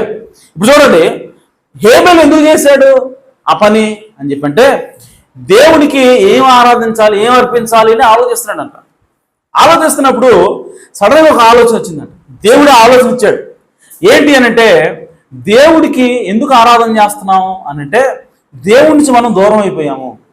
మన తల్లిదండ్రులు చేసినటువంటి పాపం వల్ల, తప్పు వల్ల మనము దూరం అయిపోయాము. కాబట్టి మన తల్లిదండ్రులు పాపం చేశారు కాబట్టి చనిపోవలసి ఉంది. అయితే దానికి బదులుగా దేవుడికి ఏదో ఒక ప్రాణాన్ని మనం అర్పించాలి, అప్పుడు దేవుడు సాటిస్ఫై అవుతాడు అని ఒక ఆలోచన మెరిసింది ఏబేలుకి. ఆమేన్. అదే ప్రత్యక్షత అయినది. హల్లెలూయా. సో ఇప్పుడు ఎప్పుడైతే ప్రత్యక్షత వచ్చిందో, ఇప్పుడు ఏబేలు తీసుకుని అర్థమైపోయింది దేవుడికి ఏం కావాలో, ఎందుకు ఆరాధన చేయమంటున్నాడో. ఆమేన్. ఇది అవగాహన చేసింది ఏబేలుకి. ఇప్పుడు అవగాహనతో కూడినటువంటి ప్రత్యక్షతతోటి, విశ్వాసంతో ఇప్పుడు ఏబేలు ఏం చేస్తున్నాడంటే ఈ పనంతా చేస్తున్నాడు. ఆమేన్. కానీ కయ్యను దగ్గరకు వచ్చేసరికి కయ్యను ఏం చేస్తున్నాడంటే, కయ్యనికి ఇదంతా లేదు, ఆరాధన చేయాలంతే. ఎందుకు చేయాలి తెలియదు. ఆమేన్. బలిపీఠం కట్టాలా, ఎందుకు కట్టాలి తెలియదు, కట్టాలంతే. ఓకే, సో ఎలా కట్టాలి, ఏం అర్పించాలి తెలియదు. మరి పళ్ళు ఎందుకు అర్పిస్తున్నాడు, పూలు ఎందుకు పెడుతున్నాడు, ఎవరు పెట్టమన్నారు పూలు తెలియదు, సొంత ఆలోచన. హల్లెలూయా. ఏబేలు చేసేదంతా కూడా సొంత ఆలోచన కాదు, దేవుడు యొక్క బయలుపాటు చేస్తా ఉన్నాడు. హల్లెలూయా. సో బలి అర్పిస్తున్నాడు. గొర్రెనే ఎందుకు అర్పిస్తున్నాడు అంటే క్లారిటీ ఉంది ఏబేలుకి. గొర్రెనే ఎందుకు అర్పించాలి, అరే అది అరుస్తా ఉంది, రక్తం చిందుతా ఉంది, బలిపీఠం అంతా కూడా రక్తం అయిపోయింది, అక్కడంతా కూడా తడి అయిపోయింది, అంతా బురద అయిపోయింది, అరే గందరగోళం ఉంది ఆ బలిపీఠం అంతా. ఆమేన్. ఇదంతా ఎందుకు ఏబేలు, ఎందుకు ఇలాగే, ఎందుకు కయ్యలాగా చేయొచ్చు కదా అని అంటే, ఏబేలు దగ్గర ఒక ఆన్సర్ ఉంది. హల్లెలూయా. ఏంటి ఆన్సర్ అంటే, నా తల్లిదండ్రులు చేసినటువంటి పాపానికి ప్రాయశ్చిత్తం చేయమని దేవుడు కోరుకుంటున్నాడు. ఆ ప్రాయశ్చిత్తం అంటే రక్తము. కాబట్టి అది నాకు బయలుపరచబడింది, కాబట్టి నేను దీన్ని అర్పిస్తున్నా అని చెప్తున్నాడు. కానీ కయ్యను దగ్గరికి వెళ్ళి ఎందుకు ఇది అర్పిస్తున్నావు అని చెప్పంటే, నేను కట్టే బలిపీఠం అందంగా ఉండాలా, నేను పడే కష్టం దేవుడు చూసి మురిసిపోయి, ఆమేన్, అప్పుడు వెంటనే వచ్చి కయ్యను నా కుమారుడు నీ బలి నేను అంగీస్తున్నా అని చెప్పాలి. ఆమేన్. అంటే కయ్యను ఏం చేస్తా ఉన్నాడంటే తన సొంత విధానాన్ని ఆరాధన చేస్తా ఉన్నాడు. ఆమేన్. నేను చేసింది దేవుడు తీసుకోవాలంతే, దేవుడు చెప్పినట్టుగా నేను. అర్థమవుతుందా? సో కయ్యను యొక్క ఆరాధన దేవుడికి లోబడి లేదు, అది దేవుడి చిత్తానికి లోబడి లేదు. ఎలా ఉందంటే తన సొంత చిత్తంగా చేస్తా ఉన్నాడు. ఆమేన్. ఇప్పుడు పరిశుద్ధంగా జీవించేవాడు కూడా అంతే, సెల్ఫ్ రైటియస్నెస్, సొంత నీతి కూడా అదే. సొంత నీతిగా చేసేవాడు ఏమంటారంటే, నేను ఇంత ఉపవాసం ప్రార్థన చేశాను కాబట్టి దేవుడు నన్ను పరలోకం చేసుకోవాల్సిందే. హల్లెలూయా. కయ్యను ఏమన్నాడు, నేను ఇంత కష్టపడి బలిపీఠం ఇంత అందంగా కట్టాను కాబట్టి దేవుడు దీన్ని అంగీకరించి తీరాల్సిందే. అంగీకరించలేదో అడుగుతాడు, ఎందుకు అంగీకరించలేదు అని అడిగాడు కూడా. కయ్యను ఏమన్నాడు, మూతి ముడుచుకొని ఉన్నాడు. అంటే అర్థమైంది, ఎందుకు నన్ను అంగీకరించలేదు నువ్వు అంటే దేవుణ్ణి క్వశ్చన్ చేస్తున్నాడు. నిజానికి కయ్యూను యొక్క బలిని తిరస్కరించినప్పుడు, ఎప్పుడైతే ఏబేలు బలిని దేవుడు అంగీకరించాడో కయ్యూను ఏమనుకోవాలంటే దేవుడు కరెక్ట్, దేవుడు చేసింది కరెక్ట్. సో దేవుడికి కావాల్సింది ఏంటి? గొర్రెపిల్ల కావాలి. దేవుడికి కావాల్సింది ఏంటి? రక్త పోషణ కావాలి. అదే నిజమైన దేవుడు కోరుకునే బలి అని కయ్యూను అర్థం చేసుకుని ఏం చేయాలంటే ఈడు కూడా గొర్రెపిల్లని తీసుకుని వధించాల. వధించకపోగా వాడు మూతి ముడుచుకొని ఉన్నాడంట. కోపం వచ్చింది. ఎందుకు కోపం అని అంటే, నేను ఇంత కష్టపడి బలిపీఠం కడితే ఇంత అందంగా ఉంది నా బలిపీఠం, వాడు చూడు ఎట్టుందో, అంతా రక్తం, బురద, అరుగులు, కేకలు, కడబొబ్బలు, ఇంత చండాలంగా ఉంటే దాన్ని అంగీకరించాడు, నాది అంగీకరించాడు దేవుడు అంటే. అప్పటికి కూడా కయ్యూను ఏం ఆలోచిస్తున్నాడంటే, దేవుడే నా మార్గంలోకి రావాలి, దేవుడి మార్గంలోకి నేను వెళ్ళను, దేవుడే నా మార్గంలోకి రావాలా, నేను చెప్పినట్టుగా దేవుడు అనాలా, నేను చేసిందే దేవుడు అంగీకరించాలా, అంతేగాని దేవుడు చెప్పి నేను అంగీకరించను. కయ్యూనులో లోబట్టు లేదు. ఈరోజు సెల్ఫ్ రైటియస్నెస్, సొంత నీతి ఉన్న వాళ్ళలో కూడా అదే యాటిట్యూడ్ ఉంటుంది. నేను ఇంత భక్తిపరుణ్ణి, నేను ఇంత నిష్ఠగా ఉంటున్నాను, నేను ఇంతగా ఉపవాసుడు ప్రార్థన చేస్తున్నాను, దేవుడు నన్ను ఖచ్చితంగా అంగీకరించాల్సిందే. ఆ పరిసైడు ఏం ప్రార్థన చేస్తున్నాడు? వారానికి 2 సార్లు ఉపవాసం ఉంటున్నానయ్యా, ఈలా కాదు నేను. ఆమేన్. సొంపు జీలకర్రలో కూడా నేను దశమాంగం తెస్తున్నా. అర్థం చేసుకో, నేను ఎంత పరిశుద్ధులను, నేను ఎంత నిష్ట కలిగి ఉన్నాను, నేను వీళ్ళగా లేను అంటే తన సొంత పరిశుద్ధం అంటే నేను చేసేటప్పుడు అంగీకరించాడు. కయ్యూను కూడా అలాగే ఉన్నాడు. నేను కష్టపడ్డాను కాబట్టి నువ్వు అంగీకరించాల్సిందే. అలాగే సెల్ఫ్ రైట్, సొంత నీతి కలిగిన వాడు కూడా ఏమంటానంటే, నేను పరిశుద్ధంగా జీవిస్తుంది దేనికోసం అంటే నువ్వు నన్ను అంగీకరించాలంతే. ఆమేన్. కానీ ప్రియ సోదరి సోదరులారా, నిజంగా మనం ఏం చేయాలంటే అవగాహనతో పరిశుద్ధత తీసుకురావాలి, ప్రత్యక్షతో కూడిన పరిశుద్ధత ఉండాలి. ఆమేన్. ఇప్పుడు కయ్యూను, ఏబేలు ఉన్నాడు, ఏబేలుకి ప్రత్యక్షత వచ్చింది, అనగా విశ్వాసం వచ్చింది. విశ్వాసంతో బలర్పించాడు, విశ్వాసంతో కార్యం చేస్తున్నాడు. అంటే ఇప్పుడు కార్యం చేస్తున్నది ఎవరు? హేబేలు కాదు, హేబేలులో ఉన్నటువంటి విశ్వాసం పనిచేస్తా ఉంది. ఆమేన్. హేబేలులో ఉన్నటువంటి ప్రత్యక్షత పనిచేస్తా ఉంది, అనగా ఆ ప్రత్యక్షత దేవుడే పని చేపిస్తున్నాడు. హేబేలు గారు చేసింది బలి, బలి ఎవరు చేస్తా ఉందంటే ఆ కార్యంతో చేస్తున్నారంటే విశ్వాసం చేపిస్తా ఉంది. అలాగే ఈరోజు మనం పరిశుద్ధంగా జీవించాలా. ఎలా జీవించాలంటే విశ్వాసంతో, అవగాహనతో జీవించాలి. పరిశుద్ధత దేవుని యొక్క ఏమంటారు ఆజ్ఞను కలిగి, దేవుని యొక్క ప్రత్యక్షతను కలిగి మనం పరిశుద్ధంగా జీవించాలి. అదే దేవుడు కోరుకుంటాడు, దాన్నే దేవుడు యాక్సెప్ట్ చేస్తాడు. హల్లెలూయా. ఎప్పుడైతే ఆ విధంగా దేవుని యొక్క ఆత్మ చేత మనం పరిశుద్ధంగా జీవిస్తామో, ఇప్పుడు మనకు తెలుసు జీవిస్తుంది, పరిశుద్ధంగా జీవిస్తుంది నేను కాదు. నేనైతే ఈ వ్యభిచారం చేయించలేను, నేనైతే ఈ అబద్ధాన్ని జయించలేను, నేనైతే ఈ మందుని జయించలేను, నేనైతే ఈ తాగుడిని నేను జయించలేను. దేవుని యొక్క ఆత్మ నా లోపలికి వచ్చింది కాబట్టి నేను చేయగలుగుతున్నా అని వాడికి అవగాహన ఉంటుంది. కాబట్టి ఇప్పుడు ఆడేమంటాడంటే పరిశుద్ధంగా జీవిస్తున్నప్పటికీ వాడిలో గర్వం ఉండదు. హల్లెలూయా. కానీ సొంత నీతిగా ఉంటుంది చూసా, దేవుడు వాళ్ళకి ప్రేరేపణ ఇవ్వకపోయినా వాళ్ళతో కూడా నీతిగా ఉండడానికి ప్రయత్నం చేస్తూ ఉంటారే, వాళ్ళకి గర్వం వస్తుంది. ఎందుకు అని అంటే వాడే సొంతగా నీతిగా జీవిస్తున్నాడు కాబట్టి, ఎవరి ప్రమేయం లేకుండా తనే సొంతగా కష్టపడి నీతిగా ఉంటున్నాడు కాబట్టి దేవుడు నన్ను ఎందుకు అంగీకరించడం, నేను పరిశుద్ధంగా జీవిస్తున్నాను, నేనంటే ఏందనుకున్నావు, ఇలాంటి గొప్ప మాటలు చెబుతున్నాడంటే అది సెల్ఫ్ రైటియస్నెస్, సొంత నీతి అన్నది.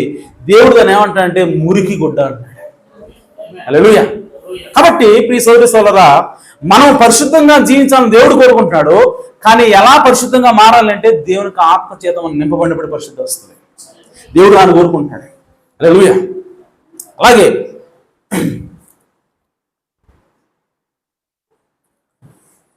నీతీకరణ అనేది, శుద్ధీకరణ అనేది ఎప్పుడు వస్తుంది అంటే దేవునికి లోబడినప్పుడు వస్తుంది. హల్లెలూయా.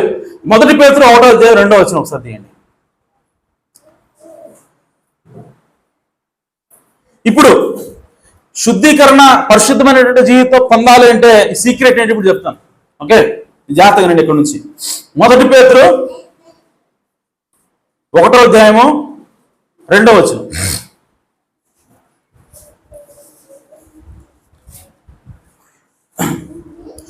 ఆత్మ వలని పరిశుద్ధత పొందిన వారై, చూడండి, ఆత్మ వలన పరిశుద్ధత వస్తుంది మనకి.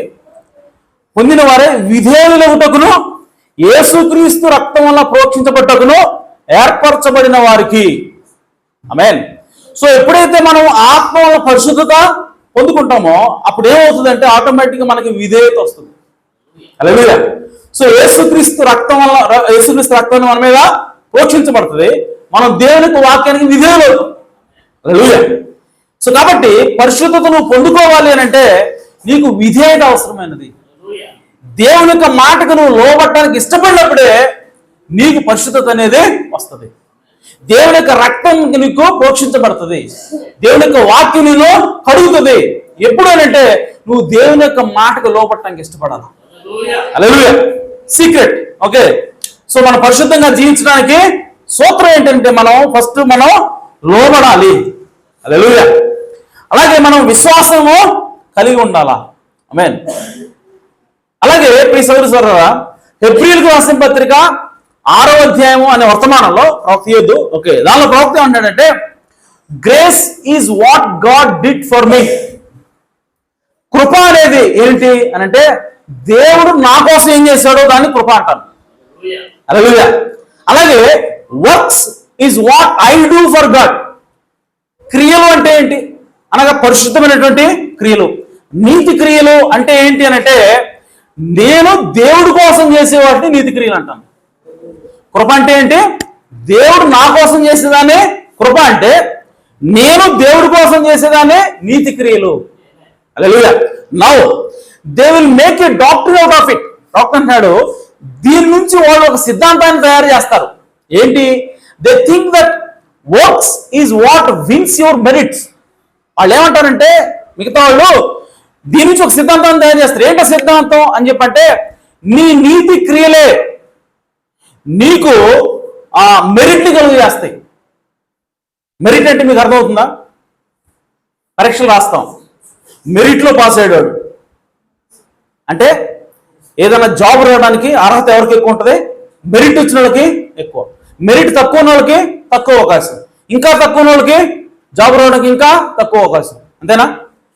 అలాగే ఇప్పుడు నీతి క్రియలు ఎవడు ఎక్కువ చేస్తే వాడికి ఎక్కువ అవకాశం ఉంటుంది పరలోకం పోవటానికి, తక్కువ చేస్తే వాడికి తక్కువ అవకాశం పరలోకం పోవటానికి అని అంటారంటాడు. అంటే దేవుని యొక్క పరలోకానికి పోవడానికి వాళ్ళ నీతి క్రియల్ని ఆహారం చేసుకుంటారు అంటాడు. అది ఒక డాక్టరీ, ఒక సిద్ధాంతంగా వాళ్ళు తయారు చేస్తారు. ప్రవక్త అన్నాడు if it is not a free gift. ఒకవేళ అదే నిజమైతే, మన నీతి క్రియలే మన పరలోకానికి తీసుకెళ్తే, కేవలం మన నీతే మన పరలోకానికి తీసుకెళ్తే, ప్రవక్త అంటున్నాడు ఆ నీతి క్రియలు అనేవి అంటే ఆ పరలోకం అనేది, ఆ నిత్యజీవం అనేది ఇక ఎంత మాత్రం కూడా ఏమంటారంటే గిఫ్ట్ కాదు, బహుమతి కాదు. అది దేవుడు నీకు ఇచ్చే ఉచిత బహుమతి కాదు ఎంత మాత్రం. నువ్వు ఆ పరలోకాన్ని లేదంటే ఆ నిత్యజీవాన్ని నువ్వు సంపాదించుకుంటావు. కానీ ప్రవక్త అంటాడు అలా కాదు. Grace is what God did for you. అంటే ప్రవక్త ఏమంటాడంటే మీరు నిత్య జీవాన్ని కొనుక్కోలేరు. నిత్య జీవాన్ని దేవుడు ఉచితంగా ఇస్తాడు మనకి. నిత్య జీవాన్ని దేవుడు మన కృప ద్వారా ఇస్తా ఉన్నాడు. కృప అంటే అర్థం ఏంటండి? ఉచితంగా ఇచ్చేది కృప. ఆమేన్. నీతి క్రియలు చేయటం ద్వారా వస్తే అది కృప అవ్వదు. ఎందుకనంటే మనం పని చేస్తే అది మనకి జీతం నెంచబడుతుంది కానీ దానం నెంచబడదు. అవునా? మనం ఒకళ్ళ దగ్గరికి వెళ్ళాం, పని చేసాం, పని చేసి నాకు ఈరోజు కూలీ 100 రూపాయలు ఏంటి అంటే ఆ కూలీ అనేది వాడు దానం ఇచ్చేది మనకి కాదు, అది కూలి, మన శ్రమ. ఓకే, కానీ దేవుడిచ్చేది మనకి కూలి కాదు. పరిశుద్ధాత్మ అనేది లేదంటే నిత్య జీవం అనేది దేవుడు మనకి ఇచ్చే కూలి కాదు. అది ఏమిటంటే కృప అన్నది, ఉచితంగా ఇచ్చేది అన్నది. అందుకోసమే నీవు నీ నీతి క్రియల ద్వారా పరిశుద్ధాత్మని కొనలేవు. ఆమేన్.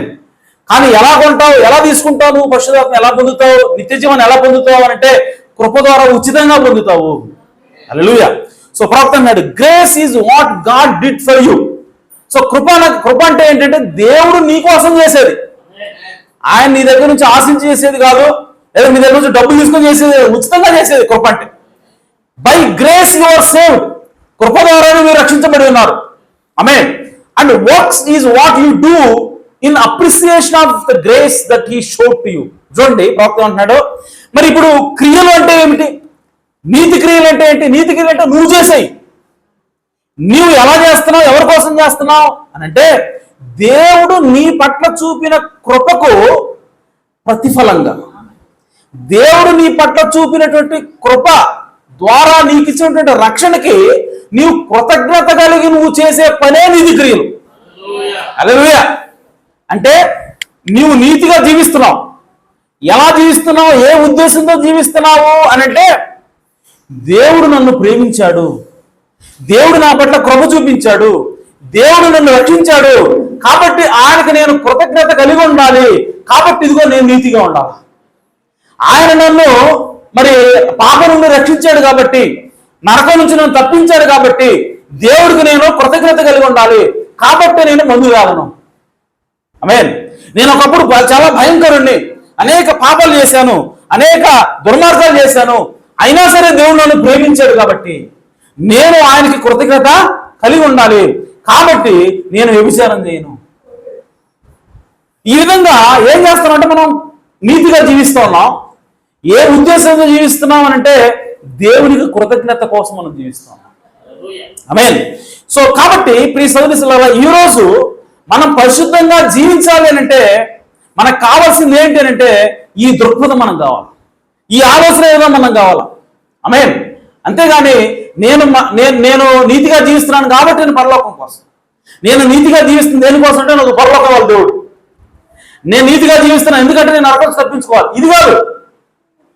ఏ ఉద్దేశంతో నువ్వు నీతిగా జీవించాలంటే దేవుడు నన్ను రక్షించాడు కాబట్టి నేను కృతజ్ఞత కలిగి దేవుడికి నేను నమ్మకంగా జీవిస్తున్నాను.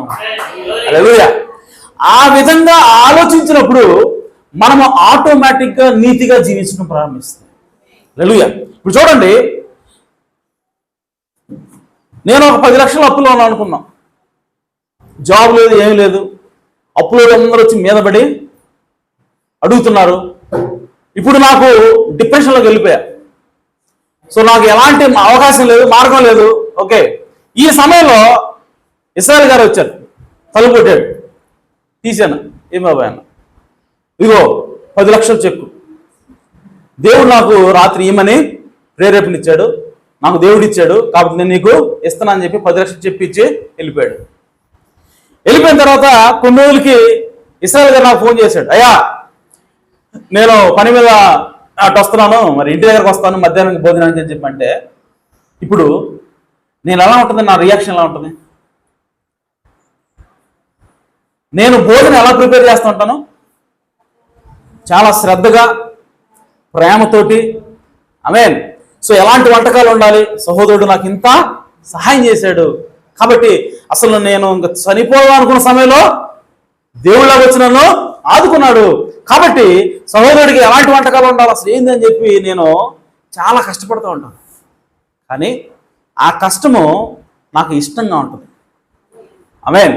ఆ కష్టం వెనకాల ఏం ఆలోచన ఉందనంటే సహోదరుడు ఇశ్రాయేలు గారు నాకు సహాయం చేశాడు కాబట్టి ఆయనకి నేను దీన్ని చేస్తా ఉన్నాను అని చెప్పి నేను ఆ ఆలోచనతో పని చేస్తూ ఉంటాను. కాబట్టి ఆ పని నాకు కష్టంగా ఉండదు. హల్లెలూయా. సో కాబట్టి ఇప్పుడు నేనేమంటానంటే మా ఆవిడ వచ్చి ఏమండి మరి చికెన్ పెడదామా, ఏం పెడదాం, మరి వేరే మటన్ బొట్టన్ అయితే మరి కొంచెం ఖర్చు ఎక్కువ అవుతుంది కదా, చికెన్ పెడదామని చెప్పంటే నేనేమంటానంటే భలేదానివి, అసలు అంత సహాయం చేసేవాడికి మరి చికెన్ పెట్టడం ఏంటి, వేట మాంసం పెడదాం, వేట మాంసం 1000 రూపాయలు అండి కేజీ, పర్వాలేదు, 2000 అయినా పర్వాలేదు, మనం మంచిది పెడదాం, శ్రేష్టమైంది పెడదాం, ఎందుకంటే సోదరుడు నాకు సహాయం చేశాడు. అంటే ఒక మనిషి పట్ల కృతజ్ఞత కలిగినప్పుడు మనం ఆ మనిషి పట్ల ఏ ఉద్దేశంతో పనిచేస్తూ ఉంటాం అని అంటే కృతజ్ఞతతో పనిచేస్తాం. కృతజ్ఞతతో పనిచేసినప్పుడు మీ సోదరు చూడండి, ఆ పని నీకు భారంగా అనిపించదు. హల్లెలూయా. ఆ పని అంత మాత్రం కూడా నీకు కఠినంగా అనిపించదు. ఆమేన్. ఎందుకంటే నీవు ఆ వ్యక్తి మీద ప్రేమతో చేస్తున్నావు దాన్ని. హల్లెలూయా. కృతజ్ఞతతో చేస్తా ఉన్నావు. అలాగే ఇప్పుడు మనం పరిశుద్ధంగా జీవించేది ఎవరి కోసం?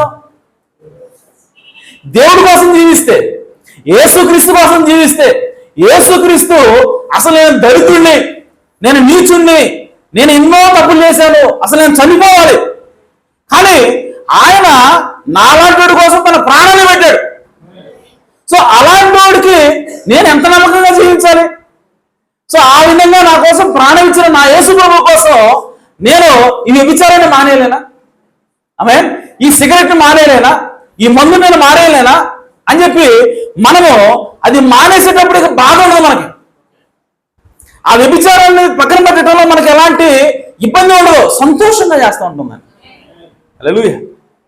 ఎందుకనంటే మనం దేవుణ్ణి ప్రేమిస్తూ ఉన్నాం కాబట్టి, ఆయన కృప మీద మనము నమ్మకం ఉంచాం కాబట్టి, ఆయన కృపను మనం అర్థం చేసుకున్నాం కాబట్టి ఇప్పుడు మనం ఏమనుకుంటాం అంటే దేవుడు నా పట్ల చూపిన ప్రేమకి ప్రతిఫలంగా నేను చేస్తా ఉన్నాను అన్న ఉద్దేశంతో ఆయనకు లోబడుతున్నాం కాబట్టి ఆటోమేటిక్గా మన జీవితం ఎలా ఉంటుందంటే పరిశుద్ధమైన జీవితం ఈజీగా వెళ్ళిపోతూ ఉంటుంది. కానీ ఇలా కాదు, నువ్వు వేరే రకంగా చేయాల్సి వస్తే పరిశుద్ధంగా జీవించకపోతే నరకం లేస్తాడు. నేను మందు తాగితే నరకం లేస్తాడు. నేను వ్యభిచారం చేస్తే పరలోకం కోల్పోతానేమో, లేదంటే నేను సిగరెట్ తాగితే ఎత్తబాటు మిస్ అయిపోతానేమో, ఈ అగ్ని గంధకాలను వచ్చి నువ్వు కాలుస్తేమో అన్న భయంతో కనుక నువ్వు పరిశుద్ధంగా జీవించడానికి ప్రయత్నం చేస్తే ఎలా ఉంటుంది? నువ్వు ముందు తాగకుండా ఉండడానికి ఎంతో కష్టపడాలి. వ్యభిచారం చేయకుండా ఉండడం నువ్వు ఎంతో కష్టపడి నీ అంత నువ్వు ప్రయత్నం చేయాలి. కానీ యేసుక్రీస్తు మీద ప్రేమతో చేయ పని. హల్లెలూయా. యేసుక్రీస్తు మీద కృపతో చేయి. ఆయన మీద ఉన్నటువంటి ఆయన చూపించినటువంటి కృపకి కృతజ్ఞత కలిగి చేయి. అది ఎంతో సింపుల్గా ఉంటుంది. హల్లెలూయా. అది నీకు సంతోషాన్ని ఇస్తుంది. ఇంకా నువ్వు విడిచిపెట్టినందుకు నువ్వు సంతోషిస్తావు. ఎందుకంటే నేను నా ప్రభు కోసం, నా కోసం ప్రాణం పెట్టిన నా ప్రభు కోసం నేను జీవిస్తున్నా. హల్లెలూయా. ఆ ఆలోచన నీకేం తీసుకొస్తుంది అంటే నీకు ఆనందాన్ని తీసుకొస్తుంది, నీకు ఉత్తేజాన్ని తీసుకొస్తుంది, నీకు పరిశుద్ధమైనటువంటి జీవితాన్ని తీసుకొస్తుంది. హల్లెలూయా. అలాగే ప్రియ సోదరి సోదరులారా, మనం ఏం చేయాలంటే మనం పరిశుద్ధంగా జీవించాలంటే ఇంకొక సూత్రం ఏంటి అంటే మనము మన లోపల ఒకటి చెప్తా ఉంటుంది. అంటే దేవుని ఆత్మ పనిచేస్తూ ఉంటుంది, ఇంకోటేమో మన శరీరం లోపల పనిచేస్తూ ఉంటుంది. మన శరీరం ఏముంటుందంటే ఈరోజు నీకు నీరసంగా ఉంది కాబట్టి నువ్వు చర్చికి పోవద్దు. ఆమేన్. నీకు కొంచెం నడుము నొప్పిగా ఉంది కాబట్టి నువ్వు చర్చికి పోవద్దు. నీకు చెయ్యి నొప్పిగా ఉంది నువ్వు చర్చికి పోవద్దు అని చెప్తూ ఉంటుంది. పోవద్దన్నప్పుడు దాన్ని కనుక విన్నావా నువ్వు వెనకబడిపోతావు. నువ్వు పరిశుద్ధమైన జీవితాన్ని జీవించలేవు, దేవుని కోసం నువ్వు జీవించలేవు. కానీ దానికి ప్రతిగా నువ్వేం చేయాలంటే, దాని నుంచి తప్పించుకోవాలంటే నువ్వేం చేయాలంటే నీ శరీరం ఏం చెబుతుందో దానికి ఖచ్చితంగా వ్యతిరేకింది. ఏం చెయ్యొద్దు అంటుందో అది. ఆమేన్. నీకు నొప్పిగా ఉంది, ఈరోజు ఏం పోతాలో చర్చికానంటే చర్చిలోకి రా, కూర్చో. హల్లెలూయా. ఏ నడుము నొప్పి చర్చికి వెళ్ళొద్దామా కదా, చూడు వచ్చాను నేను చర్చికి. ఆమేన్. ఈరోజు కొంచెం వర్షం వచ్చేలా ఉంది, చిరుకులు పడుతున్నాయి, ఈరోజు ఏం పోతాలో చర్చికి అని అంటే వెంటనే బైక్ వేసుకొని రావాలి అక్కడికి. హల్లెలూయా. వచ్చి నువ్వు వర్షం పడుతుంది ఏమన్నావు కదా, ఇదిగో వచ్చి కూర్చున్నాను. ఆమేన్. సో నువ్వు సాతాను ఏం చెప్తే, నీ శరీరం ఏం చెప్తే దానికి వ్యతిరేకంగా నువ్వు చెయ్యి. ఆమేన్. ఇదిగో నువ్వు చర్చికి వెళ్ళొద్దు, ఈరోజు పాటలు పాడొద్దు, లేదంటే దేవుడు ప్రార్థన చేయొద్దు అని చెప్పాను అనుకో, వెంటనే ప్రార్థన చేయాలి. ఆమేన్. ఈ లోపల అసూయ వచ్చి, ద్వేషం వచ్చి, ఇదిగో వాడికి అసలు ఫోన్ చేయబాకు, వాడితో నువ్వు మాట్లాడబాక, వెంటనే ఫోన్ తీసుకొని వాడికి ఫోన్ చేయాలి. హలో, ఏం బ్రదర్ చెప్పినట్టు, ఏ లేదు ఓకే చెక్ చేస్తున్నా ఫోన్ పనిచేస్తుందా లేదని. ఆమేన్. ఎలా ఉన్నారు, బాగున్నారా, ఓకే సరే ఉంటామని చెప్పి పెట్టి చేయొద్దన్నావు కదా, చేశారు. ఆమేన్. ఇంకోసారి చెప్పు నాకు చేయొద్దని, చేద్దాం మళ్ళీ చేస్తా ఇంకోసారి. ఆమేన్. నువ్వు చేయొద్దంటే ఇంకా ఎక్కువ చేస్తా. ఆమేన్. ఆ విధంగా మనం చేసినప్పుడు అంటే ప్రోత్సాహం దానికి వ్యతిరేకంగా వాడు పనిచేసినప్పుడు వాడు దాని నుంచి పారిపోతున్నాడు. ఆమేన్. నువ్వు దేవుడి దగ్గరికి వెళ్ళదని చెప్తే నువ్వు దేవుడి దగ్గర పో. నువ్వు బైబిల్ చదవుతావు వాడు చెప్పి శరీరం చెప్పిందా, నువ్వు బైబిల్ తీసుకో ముందు కూర్చో. ఆమేన్. ప్రార్థన చేయొద్దు సాతాను చెప్పిందా, నీ శరీరం చెప్పిందా, బైబిల్ తీసుకు ప్రార్థన ఒకడేసి కూర్చో. ఆమేన్. కూర్చొని నువ్వు కూడా ప్రార్థన చేద్దామని చెప్పి, సాతాను చేద్దాం ప్రార్థన చేయొద్దని చెప్తాడు కదా, నువ్వు ప్రార్థన మోకాళ్ళు వేసి సాతాను రా నువ్వు నాతో పాటు ప్రార్థన చేద్దామని పిలవాలండి. ఆమేన్. వాడు చెప్పిన ప్రతిసారి ప్రార్థన చేద్దామని చెప్పిన ప్రతిసారి నువ్వే ప్రార్థన చేయాలి. ఆమేన్. వాడు కూడా రమ్మని చెప్పు, కూర్చో నా పక్కన అని చెప్పంటే వాడు ఎంత మాత్రం రాలేడు. హల్లెలూయా. వర్తమానం చదవద్దు చెప్పాడు అనుకో, వర్తమానం చదివి రా, నువ్వు కూడా కూర్చో, నన్ను ఎదురు తింటా ఉంటాను అని చెప్పు. ఆ విధంగా చేసినప్పుడు వాడు అసలు ఎప్పుడు పోయాడో ఎలా పోయాడో నీ దగ్గర నుంచి నీకే తెలియదు అన్నమాట. హల్లెలూయా. ఆ విధంగా ఆటోమేటిక్గా పరిశుద్ధమైనటువంటి జీవితాన్ని మనం జీవిస్తాం. మన లోపల అలవాట్లు, మన లోపలటువంటి ఆ చెడ్డ లక్షణాలు ఇవన్నీ కూడా ఎప్పుడు పోయాయో మనకే తెలియకుండా పోతాయి. ఆమేన్. దానికి నువ్వు చేయవలసింది ఏంటంటే నీవు యేసుక్రీస్తుని ప్రేమించి ఆయనకు లోబడాలా. హల్లెలూయా. ఆయన చర్చికి వెళ్ళమన్నాడా, వెళ్ళు. ఎందుకు వెళ్తున్నావు? వెళ్ళాలి కాబట్టి కాదు, దేవుణ్ణి ప్రేమిస్తున్నావు కాబట్టి. నా కోసం ప్రాణం అర్పించాడు కాబట్టి నేను వెళ్తాను ఆయన దగ్గరికి. హల్లెలూయా. ఆ దృక్పథంతో మనం వెళ్ళినప్పుడు ప్రియ సోదరి సోదరులారా, మన లోపల ఉన్నటువంటి ఆ చెడ్డదంతా కూడా, ఆ చెడ్డ లక్షణాలు అన్ని కూడా ఒకదానితో అన్ని కూడా వెళ్ళిపోతాయి. ఎప్పుడు పోయేవో మనకి తెలియదు. ప్రవక్త అన్నాడు,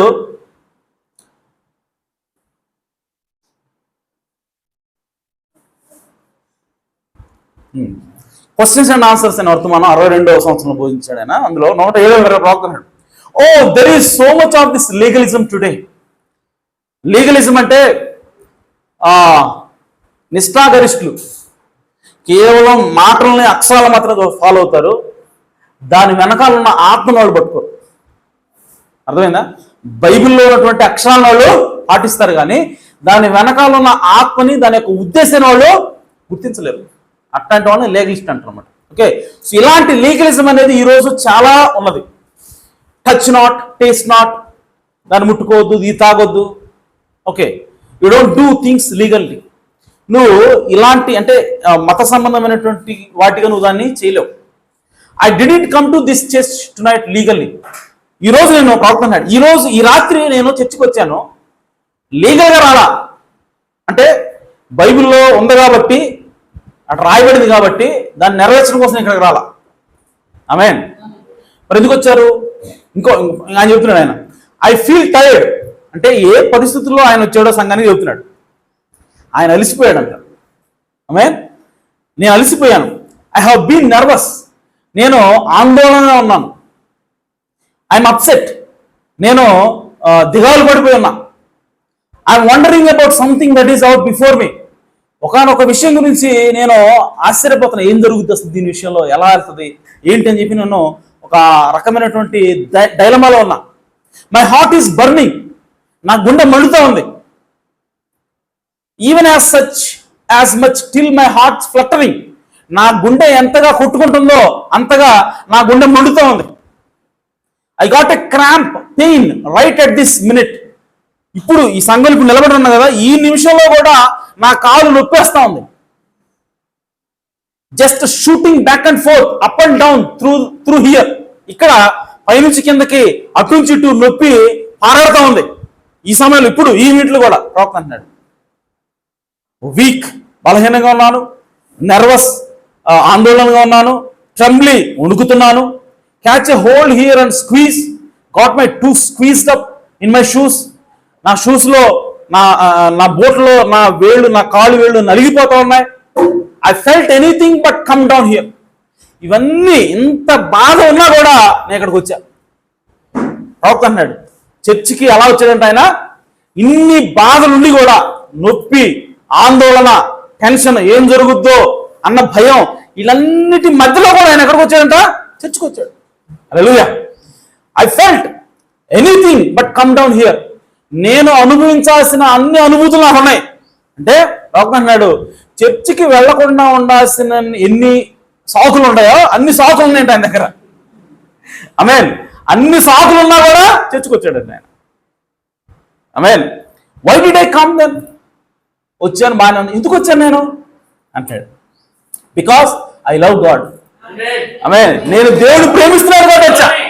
హల్లెలూయా. Live or die, I must stand here for him. చచ్చినా బతికినా, చావైనా బ్రతికైనా, ఇక్కడైనా ఆయన కోసం నిలబడాలి కాబట్టి. హల్లెలూయా. It is not because I have to. నేను ఖచ్చితంగా ఇక్కడ ఉండాలి అంత కోసమే రాలా. ఆమేన్. He wouldn't care about whether I did are not. నేను వచ్చినా రాకపోయినా దేవుడు ఆయన లెక్క చేయడు. ఆమేన్. If I would die I would go to heaven anyhow. ఒకవేళ నేను రాలా, చర్చికి రాలా, ఓకే, దేవుడిగా అర్థం చేసుకోగలడు. చర్చికి రాకుండా నేను చనిపోయాను అనుకో, ఏడకి పోతా, నేను పరలోకం పోతా. ఆమేన్. అంటే నేను చనిపోయినా కూడా, చర్చికి రాకపోయినా చనిపోయినా కూడా నేను పరలోకం పోతాను. నాకు పరలోకం పోకుండా ఉంటాను, అడ్డుగా ఉంటుందని ఇక్కడ రాలా. ఆమేన్. నేను ఎందుకోసం వచ్చానంటే దేవుడు ప్రేమిస్తున్నా ఇక్కడికి వచ్చా. హల్లెలూయా. If I die I would go to heaven anyhow. ఎలా అయినా సరే నేను పరలోకానికి వెళ్తా. But I'm coming because I love him. నేను ఇక్కడికి వచ్చాను దేనికంటే నేను ఆయన్ని ప్రేమిస్తున్నాను కాబట్టి. ఆమేన్. You serve God because you love him. మీరు దేవుని సేవిస్తారు ఎందుకంటే దేవుని మీరు ప్రేమిస్తున్నారు కాబట్టి. Not because you just got to do it. మీరు ఏదో ఖచ్చితంగా అది డ్యూటీ లాగా చేయాలి కాబట్టి చేయటం కాదు, దేవుణ్ణి ప్రేమిస్తున్నారు కాబట్టి మీరు చేయాలి. Because you love him enough. మీరు ఆయన్ని ప్రేమించాల్సినంతగా ప్రేమిస్తున్నారు కాబట్టి మీరు ఆయన కోసము జీవిస్తారు. ఆమేన్. కాబట్టి ప్రియ సోదరి సోదరులారా, మనము ఎలాంటి పరిస్థితులైనా సరే మనం దాన్ని అధిగమించాలంటే, మనం పవిత్రంగా పరిశుద్ధంగా జీవించాలంటే మనం ఏం చేయాలంటే దేవుని ప్రేమించాలి ఫస్ట్. హల్లెలూయా. దేవుడు నీ కోసం ఎంతగా కష్టపడ్డాడో, నిన్ను ఎంతగా ప్రేమించాడో, నువ్వు ప్రేమించడానికి బొద్దుడు కాకపోయినా, నువ్వు ప్రేమించబడటానికి అర్హుడు కాకపోయినా, నీ కోసం ప్రాణం పెట్టేంత పెద్దోడు నువ్వు కాకపోయినా, ఆమేన్, మన కోసం ప్రాణం పెట్టాల్సిన అవసరం ఏంటంటే ఆయనకి. మనం అంత గొప్పవా? కానీ మన కోసం ప్రాణం పెట్టాడు ఆయన. హల్లెలూయా. మన నిజానికి వర్త కాదు, మనమంతా యోగ్యులం కాదు, అయినా సరే ఆయన మన కోసం ప్రాణం పెట్టాడు. కాబట్టి దానికోసం, ఆయన ప్రేమించడం కోసం ఆయన కోసం జీవించాలి. హల్లెలూయా. ఈరోజు ఎందుకు పరిశుద్ధంగా జీవించాలి? ఈరోజు ఎందుకు పరిశుద్ధంగా జీవించలేకపోతున్నాం అని అంటే దేవుణ్ణి ప్రేమించకపోవటం వల్ల, దేవుడు ఏం చేశాడో ఆయనకి మనం కృతజ్ఞత కలిగి లేకపోవటం వల్ల మనం ఈరోజు పరిశుద్ధంగా జీవించలేకపోతున్నాం. ఆమేన్. కాబట్టి ఈరోజు నువ్వు పరిశుద్ధంగా జీవించాలంటే మనం ఖచ్చితంగా దేవునికి కృతజ్ఞత కలిగి ఆయనకు నువ్వు లోబడవలసినది. హల్లెలూయా. Because you would love him so much to think that he loved you so much when you were unlovable. అదే అంటారు, మీరు ప్రేమకి అర్హులు కాకపోయినా దేవుడిని ప్రేమించాడు కాబట్టి. How could you turn anything down like that? అలాంటి ప్రేమను నువ్వు ఏ విధంగా తిరస్కరించగలవు? Why? It looks to me like that would just set election so much higher than law. So ఎప్పుడైతే మనం దేవుడిని ప్రేమిస్తామో అది ధర్మశాస్త్రం కంటే కూడా ఎలక్షన్ అంటే ఎన్నిక అనేది గొప్పదిలాగా అది చేస్తా ఉంది. ఆమేన్. It would set legalistic idea. So legalistic idea అంటే మనం మత ఛాందసవాదుల యొక్క ఆ వాదన కూడా అది సెట్ చేస్తుంది. Why? It would just go beyond anything. మనం ఆ విధంగా దేవుణ్ణి ప్రేమిస్తూ ఆయన కోసం జీవించినప్పుడు అది అన్నిటికంటే కూడా ఉన్నతమై ఉన్నది. ఆమేన్. To think that when I was unlovable he loved me. ఎప్పుడైతే నేను ప్రేమకు అర్హుడు కానో అప్పుడే ఆయన నన్ను ప్రేమించాడు. And to think when I had nothing I could do about it he picked me up and saved me of his grace. నేను వెన్ ఐ హ్యాడ్ నథింగ్, నాలో ఏమీ లేదు, నేనేమీ కాను, అయినా సరే ఆయన నన్ను పట్టుకున్నాడు, ఆయన నన్ను ఎత్తుకున్నాడు, ఆయన నా కోసం ప్రాణం పెట్టి నన్ను రక్షించాడు. I surely should be grateful enough.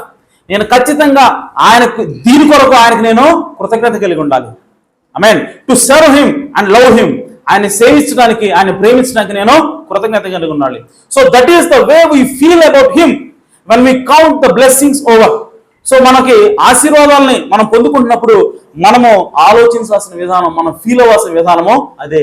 ఏమిటంటే నేను పాపిగా ఉన్నప్పుడు దేవుడు నన్ను ప్రేమించాను. ఆమేన్. కాబట్టి ఆయన కోసం నేను జీవిస్తా, ఆయన కోసం నేను నమ్మకంగా జీవిస్తాను. ఆయన నా కోసం ప్రాణం పెట్టాడు కాబట్టి ఈరోజు నేను ఆయన కోసము జీవిస్తాను.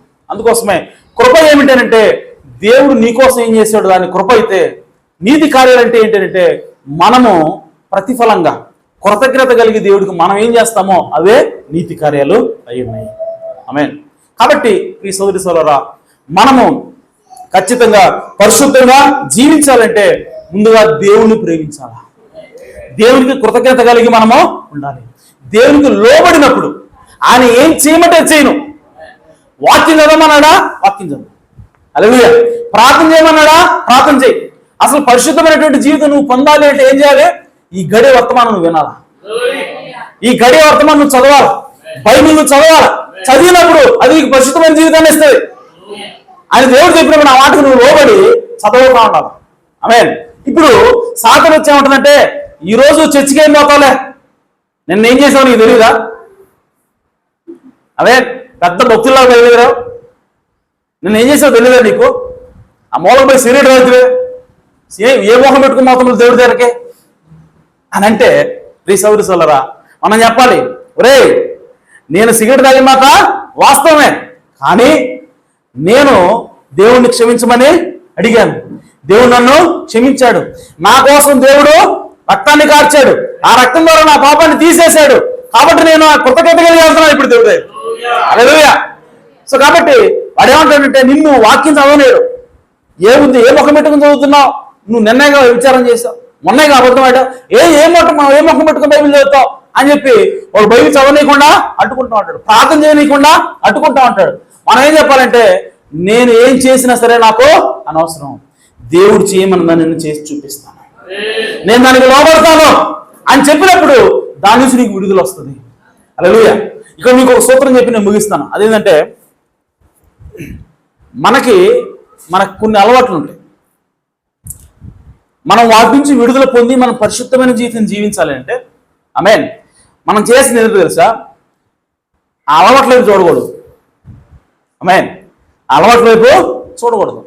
ఆ అలవాట్ల వైపు చూడకుండా మనం దేని వైపు చూడాలి అంటే సాతాను ఎప్పుడు ఏం చేస్తూ ఉంటాడంటే, నువ్వు చేసే తప్పు మీద నిన్ను ఫోకస్ చేయాలని చూపిస్తూ ఉంటాడు ఎప్పుడు. అంటే దాన్నే దృష్టిలో చూపిస్తూ ఉంటాడు, నువ్వు అది చేసావు, నువ్వు తప్పు చేసావు, చూడు అంటూ ఉంటాడు. ఓకే, నువ్వు ఎంతకాలం అయితే నిన్ను నువ్వు చూసుకుంటా ఉంటావో, నువ్వు ఎంతకాలం అయితే నీలో ఉన్నటువంటి బలహీనం చూస్తూ ఉంటావో, నువ్వు అంతకాలం కూడా దేవుడి దగ్గరికి పోలేవు. హల్లెలూయా. ఈరోజు చాలా మంది చర్చికి రాకపోవడానికి కారణం ఏంది, ఈరోజు చాలా మంది దేవుని సన్నిధికి రావడానికి ఆటంకం ఏంది అని అంటే, వాళ్ళ లోపల వాళ్ళే పశ్చాత్తాపడుతుంటారు. అంటే నేను ఇంత ఘోరంగా జీవిస్తున్నాను కదా, నేను ఏం పోతాను దేవుడి దగ్గరికి అని వాళ్ళు ఆగిపోతున్నారు. కానీ వాళ్ళు దాని నుంచి జయించాలంటే చేయవలసింది ఏంటంటే, దాంతో పోరాడకూడదు. ఎప్పుడు ఆ అలవాటుతో మనము పోరాడకూడదు. ఆ అలవాటుని మరేం చేయాలంటే, ఆ అలవాటుని ఇగ్నోర్ చేయాలి, వదిలేసేయాలి, అసలు దాన్ని పట్టించుకోకూడదు. దాన్ని పట్టించుకోకుండా ఎప్పుడు మన దృష్టి ఏమి ఉండాలంటే దేవుడి మీద ఉండాలి. హల్లెలూయా. వాక్యం మీద ఉండాలి, దేవుని యొక్క ప్రార్థన మీద మనకి ఉండాలి. సో నువ్వు తప్పు నీ లోపల అలవాటు ఏం పట్టించుకోవాలి, అసలు నువ్వేం చేయొద్దు. ఈరోజు చాలా మంది ఏం చేస్తారంటే దాంతో పోరాడుతూ ఉంటారు అన్నమాట. ఇదిగో ఇదే నేను లాస్ట్ టైం మందు తాగటం, ఓకే, ఇక నేను దీంతో నేను మానేస్తున్నా మందు అని చెబుతారు. మళ్ళీ వారం రోజులు మళ్ళా తాగుతారు. ఆమేన్. ఇదే లాస్ట్ టైం నేను అబద్ధం సిగరెట్ తాగటం, ఇక మీద నేను ఎప్పుడు కూడా సిగరెట్ ముట్టనని చెప్పి అనుకుంటారు. కానీ మళ్ళీ 2 వారాల తర్వాత మరలా వస్తుంది. అంటే మనం ఆ అలవాటుతో ఎప్పుడైతే మనం పోరాడుతూ ఉంటామో మన సొంతగా, అంతకాలం కూడా అది పోదు, మళ్ళీ వస్తూ ఉంటుంది. మరి దానికి బదులుగా ఏం చేయాలి? ప్రవక్త నాడు అసలు దాన్ని పట్టించుకోబాకు. నువ్వు సిగరెట్ తాగావా, వదిలేసే, నువ్వు ఆ విషయాన్ని నువ్వు నెప్తి తెచ్చుకోబాకు. నువ్వేం చేయాలంటే ప్రార్థన చేయి. సిగరెట్ తాగావా, అయినా సరే పోయి ప్రార్థన చేయి. సిగరెట్ తాగావా, అయినా సరే పోయి బైబిల్ చదువు. సిగరెట్ తాగినంటే నీకేం వస్తుందంటే, బైబిల్ చదవాలంటే నీకు ఒక రకమైనటువంటి పశ్చాత్తాపం. ఏం చదువుతావు ఇప్పుడుగా సిగరెట్ తాగిందని కాదు, బైబిల్ చదువు. నువ్వు దాన్ని పట్టించుకోవద్దు. బైబిల్ చదువు, ప్రార్థన చేయి, చర్చికి రా, వాక్యం విను, ఈ గడి వర్తమానం విను. ఓకే, నువ్వు తప్పు చేసావు, అయినా సరే దాన్ని పట్టించుకోవద్దు. దేవుని అడుగు, ప్రభువా నన్ను క్షమించు, ఈ తప్పు నుంచి లేదంటే ఈ అలవాటు నుంచి నన్ను కడుక్కోలేకపోతున్నాను, ఇది నా వల్ల కాదు, నువ్వే అడగాలి. దేవునికి స్తోత్రం, నాకు సహాయం చేయని చెప్పి ప్రార్థన చేసి నన్ను క్షమించని చెప్పి నన్ను రక్తం కింద తీసుకొచ్చి నువ్వేం చేయాలంటే ప్రార్థన చేసి, నువ్వేం చేయాలంటే వాక్యం చదువు, వర్తమానం విను, చర్చికి రా. ఆమేన్. నువ్వు ఆ విధంగా నువ్వు ఎంత నీ అలవాటును నువ్వు పట్టించుకోకుండా, నువ్వు దాని గురించి ఆలోచించకుండా, నువ్వు ఎల్లప్పుడూ దేవుడి గురించి ఆలోచిస్తున్నావు, నువ్వు ఎల్లప్పుడూ చర్చికి రావడం గురించి ఆలోచిస్తున్నావు, నువ్వు ఎల్లప్పుడూ బైబిల్ చదవడం గురించి ఆలోచిస్తున్నావు, నువ్వు ఎల్లప్పుడూ వాక్యం చదవడం ప్రార్థన చేయడం గురించి ఆలోచిస్తున్నావు. కొంతకాలానికి ఆ అలవాటు నువ్వు విడిచి వెళ్ళిపోదు. ఎందుకంటే నువ్వు ఎల్లప్పుడూ ఆ అలవాటుని ఎక్కడ తీసుకెళ్తావు? అలవాటు అంటే ఏంటి? దెయ్యం. ఆమేన్. సిగరెట్ తాగటమైనా దెయ్యమే, వ్యభిచారమైనా దెయ్యమే, జోగమైనా దెయ్యమే. సో ఆ జోగాన్ని నువ్వు ఎక్కడ తీసుకొస్తున్నావు? దేవుని సన్నిధిలో తీసుకొస్తున్నావు. నువ్వు ప్రార్థన చేసిన ప్రతిసారి ఎక్కడ తీసుకెళ్తున్నావు? రా, వెళ్దాం దేవుడి దగ్గరికి వెళ్దాం అంటున్నావు. ఓకే, రా బైబిల్ చదువుదాం అంటున్నాం, రా వాక్యం వర్తమానం రా అంటున్నావు. సో ఆ వాతావరణంలోకి నువ్వు బలవంతంగా నన్ను తీసుకొచ్చినప్పుడు వాడు ఉండలేక అలాగే అర్థమైందా? వాడు ఎంత మాత్రం కూడా ఉండలేడు. కానీ వాడేం చేస్తా ఉంటాడంటే నిన్ను పోనీయకుండా, అంటే దేవుని సన్నిధిలో పోనీయకుండా నిన్ను వాళ్ళు అవుతూ ఉంటాడు. కానీ నువ్వేం చేయాలంటే అవి పట్టించుకోకుండా నువ్వు దేవుని సన్నిధిలోకి రావాలి. నువ్వు దేవుని సన్నిధిలోకి వచ్చి వాక్యం వింటూ ఉండాలి, బైబిల్ చదువుతూ ఉండాలి, వర్తమానం చదువుతూ ఉండాలి, ప్రార్థన చేస్తూ ఉండు. నువ్వు దాన్ని పెంచుకోవద్దు. ఖచ్చితంగా ఏదో ఒక రోజు ఎట్టా పోయిందో కూడా నీకు తెలియదు. అలాగే నీ అలవాటు, ఓకే, నీ అపవిత్రమైనటువంటి జీవితం ఎలా నీ నుంచి వెళ్ళిపోయిందో, ఎప్పుడు వెళ్ళిపోయిందో నీ తెలియకుండా వెళ్ళిపోతుంది. ఆమేన్. కాబట్టి ఈ సోదరి సోదరా, మనం పరిశుద్ధమైనటువంటి జీవితం జీవించాలి అని అంటే మన ఫోకస్ అంతా కూడా ఎక్కడ పెట్టాలంటే దేవుని యొక్క వాక్యం మీద పెట్టాలి. ఆమేన్. ఎందుకంటే మనల్ని పరిశుద్ధపరిచేది ఏమిటి అంటే శుద్ధ జలమైనది. మనల్ని పరిశుద్ధపరిచేది ఏమిటంటే ఈ గడి వర్తమానమైనది. మనల్ని పరిశుద్ధపరిచేది ఏమిటంటే దేవుని యొక్క వాక్యమైనది. కాబట్టి ఆ వాక్యాన్ని విందాం, పరిశుద్ధ జీవితం జీవిద్దాం. ఆ వాక్యాన్ని చదువుదాం, పరిశుద్ధమైన జీవితం జీవిస్తాం. ప్రార్థన చేద్దాం, పరిశుద్ధమైన జీవితాన్ని జీవిస్తాం. ఆమేన్. ఎందుకంటే ఆ వాక్యం చదువుతున్నప్పుడు, ఆ వాక్యం వింటున్నప్పుడు నీ లోపలికి విశ్వాసం వస్తూ ఉంటుంది. ఆ వాక్యం చదువుతున్నప్పుడు నీ లోపల ప్రత్యక్ష వస్తూ ఉంటుంది. దేవుడు నీ లోపలికి వస్తూ ఉంటాడు, దేవుని ఆత్మ నీ లోపలికి వస్తూ ఉంటుంది. అప్పుడు నీ లోపల దేవుడు ఏం చేస్తుంటే నూతన స్వభావాన్ని కలుగు చేస్తూ ఉంటాడు. ఆమేన్. ఆ నూతన స్వభావం ఏం చేస్తూ ఉంటే ఒక్కొక్క అలవాటుని, ఒక్కొక్క అపవిత్రమైన కార్యం నుంచి బయటికి వెళ్ళగొడతా ఉంటుంది. ఒకదాని తరతోటి చివరికి తిరిగి చూసుకుంటే ఎన్ని ఎప్పుడు పోయినాయో ఏదో తెలియదు. ఆమేన్. కాబట్టి పరిశుద్ధమైనటువంటి జీవితాన్ని జీవించడానికి సీక్రెట్ ఏంటి, సూత్రం ఏమిటి అని చెప్పంటే దేవుని యొక్క వాక్యాన్ని మనము వినాలి. ఆమేన్. సో దేవుని మనం ప్రేమించాలా, దేవుడికి మనం కృతజ్ఞత కలిగి దేవుడికి లోబడాలా. సో లోబడినప్పుడు మనం చేసే ప్రతి కార్యం కూడా సాతాన్ని దూరం చేస్తుంది. అపవిత్రమైనటువంటి కార్యాలు మన నుంచి దూరము చేస్తాయి. కాబట్టి మనం పరిశుద్ధంగా జీవించగలుగుతాం. ఎందుకనంటే మన లోపలికి దేవుడు వచ్చి నివాసం చేస్తాడు. కాబట్టి మన లోపలికి దేవుని ఆత్మ వచ్చి నివాసం చేస్తుంది. కాబట్టి ఇక జీవించేది నువ్వు కాదు, కానీ నీ లోపల దేవుడే నివాసం చేస్తున్నాడు. కాబట్టి నువ్వు ఆటోమేటిక్గా పరిశుద్ధంగా జీవిస్తావు. ఓకే, తద్వారా పరిశుద్ధమైనటువంటి జీవితాన్ని నువ్వు పొందుతావు. ఆ తర్వాత దేవుడు తన ఆత్మచేత నిన్ను నింపుతాడు, పరిశుద్ధాత్మ బాప్తిస్మం నీకు ఇస్తాడు. ఆమేన్. దాంతో నువ్వు ముద్రించబడతావు. పరలోకి వెళ్ళేంత వరకు నిన్నెవడు కూడా కదిలించలేడు, నిన్నెవడు కూడా చెడగొట్టలేడు. ఎందుకంటే పరిశుద్ధాత్మ చేత మీరు ముద్రించబడినారు కనుక మీరు పరిశుద్ధాత్మను దుఃఖపరచకండి. ఆమేన్. విమోచన దినం వరకు మీరు ముద్రించబడినారు. ఎప్పటి వరకు? 10 రోజుల వరకు కాదు, నెల రోజుల వరకు కాదు, విమోచించబడేంత వరకు, మీ శరీరం విమోచించబడేంత వరకు పరిశుద్ధాత్మ చేత మీరు ముద్రించబడి ఉన్నారు. ఆమేన్. సో కాబట్టి ఆ విధంగా దేవునికి కృతజ్ఞత కలిగి ఉందాం. దేవుడు మన పట్ల చేసిన కార్యాలను మనం ఎల్లప్పుడూ కూడా ప్రేమతో ఆయన ప్రేమిద్దాం. ఆమేన్. అందుకోసం బైబిల్ ఏం రాబడిందంటే యేసుక్రీస్తు ఒకసారి వచ్చి అడిగాడు ఒక ఆయన, అయ్యా ఆజ్ఞల్లో ఏది ప్రథమమైంది, ఏది ముఖ్యమైనది అని చెప్పంటే యేసుప్రభువు అన్నాడు, ఆజ్ఞల్లో 2 మాత్రమే ప్రధానమైనవి. ఏమిటి? మొదటిది ఏంటంటే నీవు నీ పూర్ణ ఆత్మతోటి, నీ పూర్ణ హృదయంతో, పూర్ణ శక్తితోటి నీ దేవుణ్ణి ప్రేమించు. హల్లెలూయా. ఏంటి? దేవుణ్ణి ప్రేమించు. ఇది మొదటిది. ఆమేన్. అలాగే రెండవ ఆజ్ఞ కూడా ఇటువంటిదే. ఏంటది అని అంటే నిన్ను వలె నీ పొరుగు వారిని ప్రేమించు. ఆమేన్. సో ఆ విధంగా దేవుణ్ణి మనం ప్రేమించడం ద్వారా మనం ఏం చేస్తామంటే పరిశుద్ధమైనటువంటి జీవితాన్ని జీవిస్తాం. ఆమేన్. కాబట్టి దేవునికి కృతజ్ఞత కలిగి ఉందాం, పరిశుద్ధమైనటువంటి జీవితాన్ని జీవిద్దాం, దేవునికి ఇష్టలుగా మనం జీవిద్దాం, దేవుని చూచేవారిగా మనము జీవిద్దాం. దేవుడు మనందరినీ కూడా సమృద్ధిగా దీవించును గాక. ఆమేన్. ఈ సమయంలో సాంగ్ వచ్చి సమయం తీసుకుంటారు.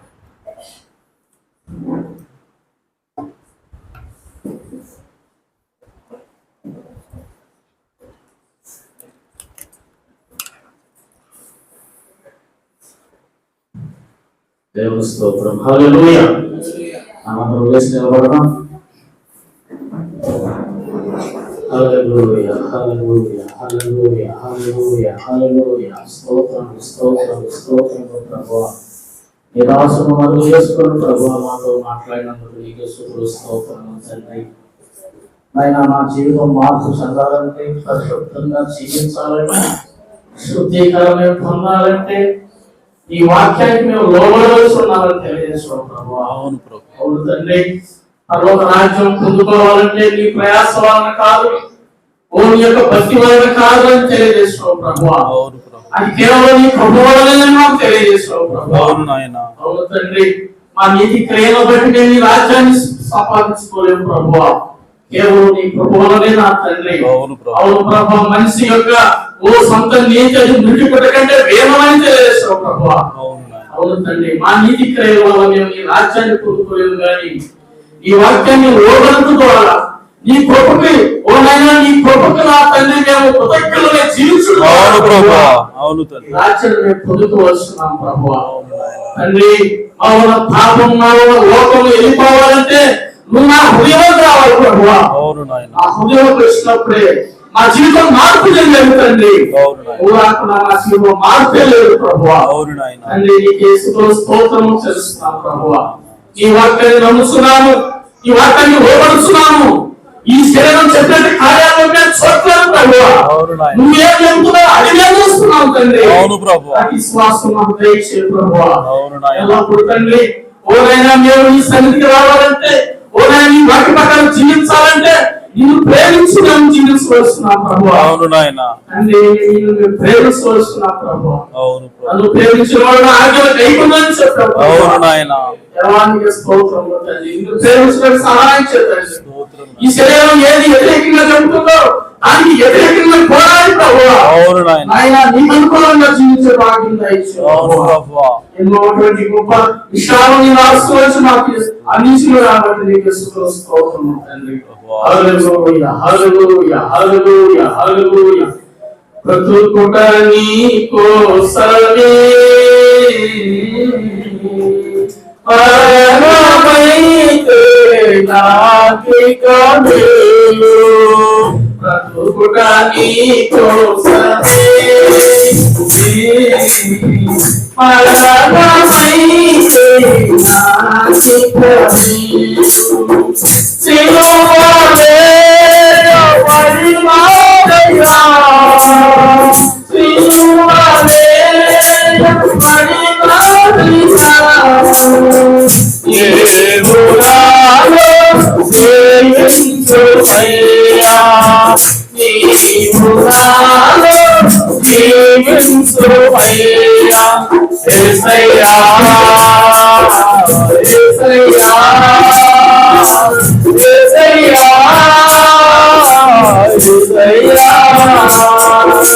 యేసయ్యా, యేసయ్యా,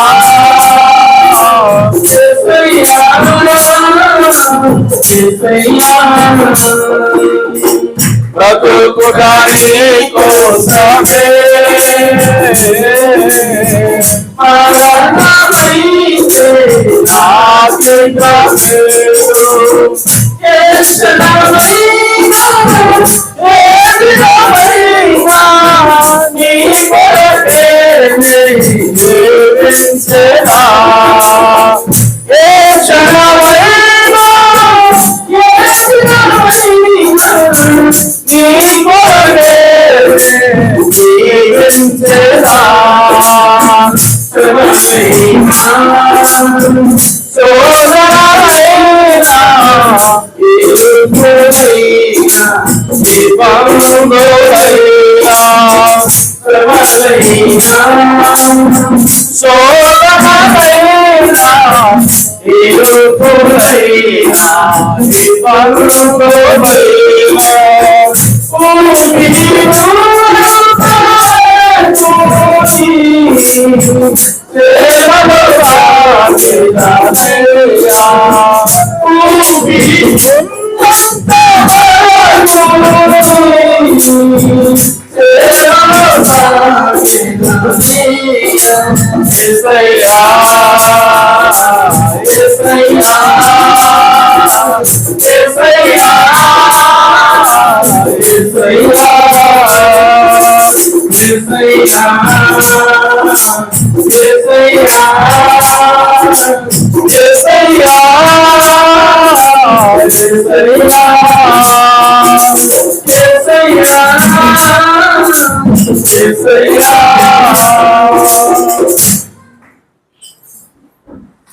పరిశుద్ధుడా, జీవము కలిగిన తండ్రి, మీ ఘననామమునకు స్తుతులు స్తోత్రం చెల్లిస్తున్నాం.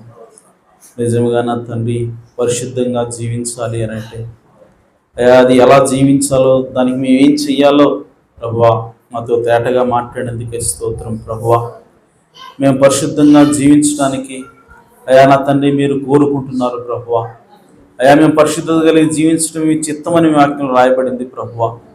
అయా మేము పరిశుద్ధంగా లేకుండా దేవుణ్ణి చూడటం అసాధ్యమని బైబిల్లో రాయబడింది ప్రభువా. కనుక నా తండ్రి అయా పరిశుద్ధంగా జీవించాలంటే మేము మిమ్మల్ని ప్రేమించవలసి ఉన్నది ప్రభువా. అయా మేము నాయన మీకు శత్రులుగా ఉన్నప్పుడే మీరు మమ్మల్ని ప్రేమించారు ప్రభువా. అయా మేము పాపులుగా ఉన్నప్పుడే మా కొరకు మీరు ప్రాణం అర్పించారు ప్రభువా. అయా మమ్మల్ని రక్షించావు ప్రభువా. అయా మమ్మల్ని నాయన మరణం నుంచి జీవానికి దాటించావు ప్రభువా. అయా మేము యోగ్యులు కాము ప్రభువా, అయినప్పటికీ మమ్మల్ని యోగ్యులుగా ఎంచావు ప్రభువా. అయా మా కొరకు ప్రాణం పెట్టి నాయన మాకు బదులుగా మీరు చనిపోయి ప్రభువా. అయా ఎంతో గొప్ప త్యాగాన్ని మా పట్ల చేసావు ప్రభువా. అయా నిస్వార్థమైనటువంటి ప్రేమతో మనం ప్రేమించావు ప్రభువా. అయా ఏమిచ్చి మీ రుణం తీర్చగలం ప్రభువా. అయా నా తండ్రి మీకు కృతజ్ఞత కలిగి జీవించుటకు, అయా నా తండ్రి మీ కొరకు నీతిగా జీవించుటకు, బ్రతకడానికి మాకు సహాయం చేయమని ప్రార్థిస్తున్నాను ప్రభువా. మిమ్మల్ని ప్రేమించడానికి అయా మా హృదయం అంతటితో, అయా మాకున్న శక్తి అంతటితో ప్రభువా, అయా నా తండ్రి మాకున్న సమస్తతో మిమ్మల్ని ప్రేమించడానికి మాకు సహాయం చేయండి ప్రభువా. అయా పరిశుద్ధమైనటువంటి జీవితాన్ని మాకు దయచేయండి నాయన. అయా అపవిత్రమైనటువంటి కార్యాలను మా నుంచి తీసివేయండి ప్రభువా. అపవిత్రమైనటువంటి అలవాట్లను మా నుంచి తీసివేయండి ప్రభువా. అయా సాతాను యొక్క ఓ ప్రభువా ఆ అలవాట్లను అయా నాయన మేము ఏ విధంగా జయించాలో ప్రభువా మాకు తేటగా బయలుపరిచినందుకే స్తోత్రం ప్రభువా. నిజముగా అయా నా తండ్రి మా అలవాట్లను మేము వైపు చూడకుండా ప్రభువా కేవలం నాయన మీ వాక్యం వైపే చూచుటకు సహాయం చేయండి ప్రభువా. అయా నా తండ్రి ఎందుకంటే అయా ఈ ఘడియ వర్తమానమే మమ్మల్ని పరిశుద్ధులుగా మారుస్తుంది ప్రభువా. అయా నా తండ్రి మీ వాక్యం మమ్మల్ని పరిశుద్ధులుగా చేస్తుంది ప్రభువా. కనుక నాయన మీ వాక్యానికి లోబడుటకు మాకు సహాయం చేయండి. అయా నా తండ్రి మీ వాక్యాన్ని విన్నప్పుడు ప్రభువా అది మాకు విశ్వాసాన్ని ఇస్తుంది ప్రభువా. అయా మీ వాక్యం విన్నప్పుడు ప్రభువా అది మాకు ప్రత్యక్షిస్తుంది ప్రభువా. ఆ ప్రత్యక్షతే మమ్మల్ని అయా పవిత్రంగా జీవించేలాగా చేస్తుందని అయా మాతో తేటగా మాట్లాడినందుకే స్తోత్రం ప్రభువా. అయా మీ రక్తము అయా మమ్మల్ని నాయన ఓ అపవిత్ర కార్యాల నుంచి కడుగుతుంది ప్రభువా. మీ రక్తం అనగా అయా అది వాక్యమై ఉందని మాతో మాట్లాడావు ప్రభువా. అయా నిజముగా అయా మేము ఎలాంటి పరిస్థితిలో ఉన్నా సరే, అయా నా తండ్రి ఎంత చెడ్డ అలవాట్లలో మేము కలిగి ఉన్నా సరే ప్రభువా మీ వాక్యం నుండి మేము దూరం కాకుండా ఉన్నప్పుడు, అయా మీ వాక్యం దగ్గర మేము వచ్చినప్పుడు ప్రభువా ఆ వాక్యం మమ్మల్ని నాయన వాటన్నిటి నుంచి కూడా కడుగుతుందని మాతో మాట్లాడావు ప్రభువా. నిజమే నా తండ్రి. అయా నా తండ్రి మా జీవితంలో అటువంటి కార్యాలను అటువంటి అనుభవాలను అయా మాకు దయచేసావు ప్రభువా. అయా అనేక అలవాట్ల నుంచి నాయన మమ్మల్ని తప్పించావు ప్రభువా. అయా నా తండ్రి అది కేవలం అయా వాక్య ధ్యానం వల్లనే ప్రభువా. అయా నా తండ్రి వాక్యం ప్రకారంగా ఓ ప్రభువా అది జీవించటం వల్లనే ప్రభువా, వాక్యానికి లోబట్టడం వల్లనే ప్రభువా అయా ఎన్నో అపవిత్రమైనటువంటి అయా అలవాట్ల నుంచి, అపవిత్రమైనటువంటి జీవితం నుంచి అయా మాకు విడుదల దయచేసినందుకే స్తోత్రము నా ప్రభువా.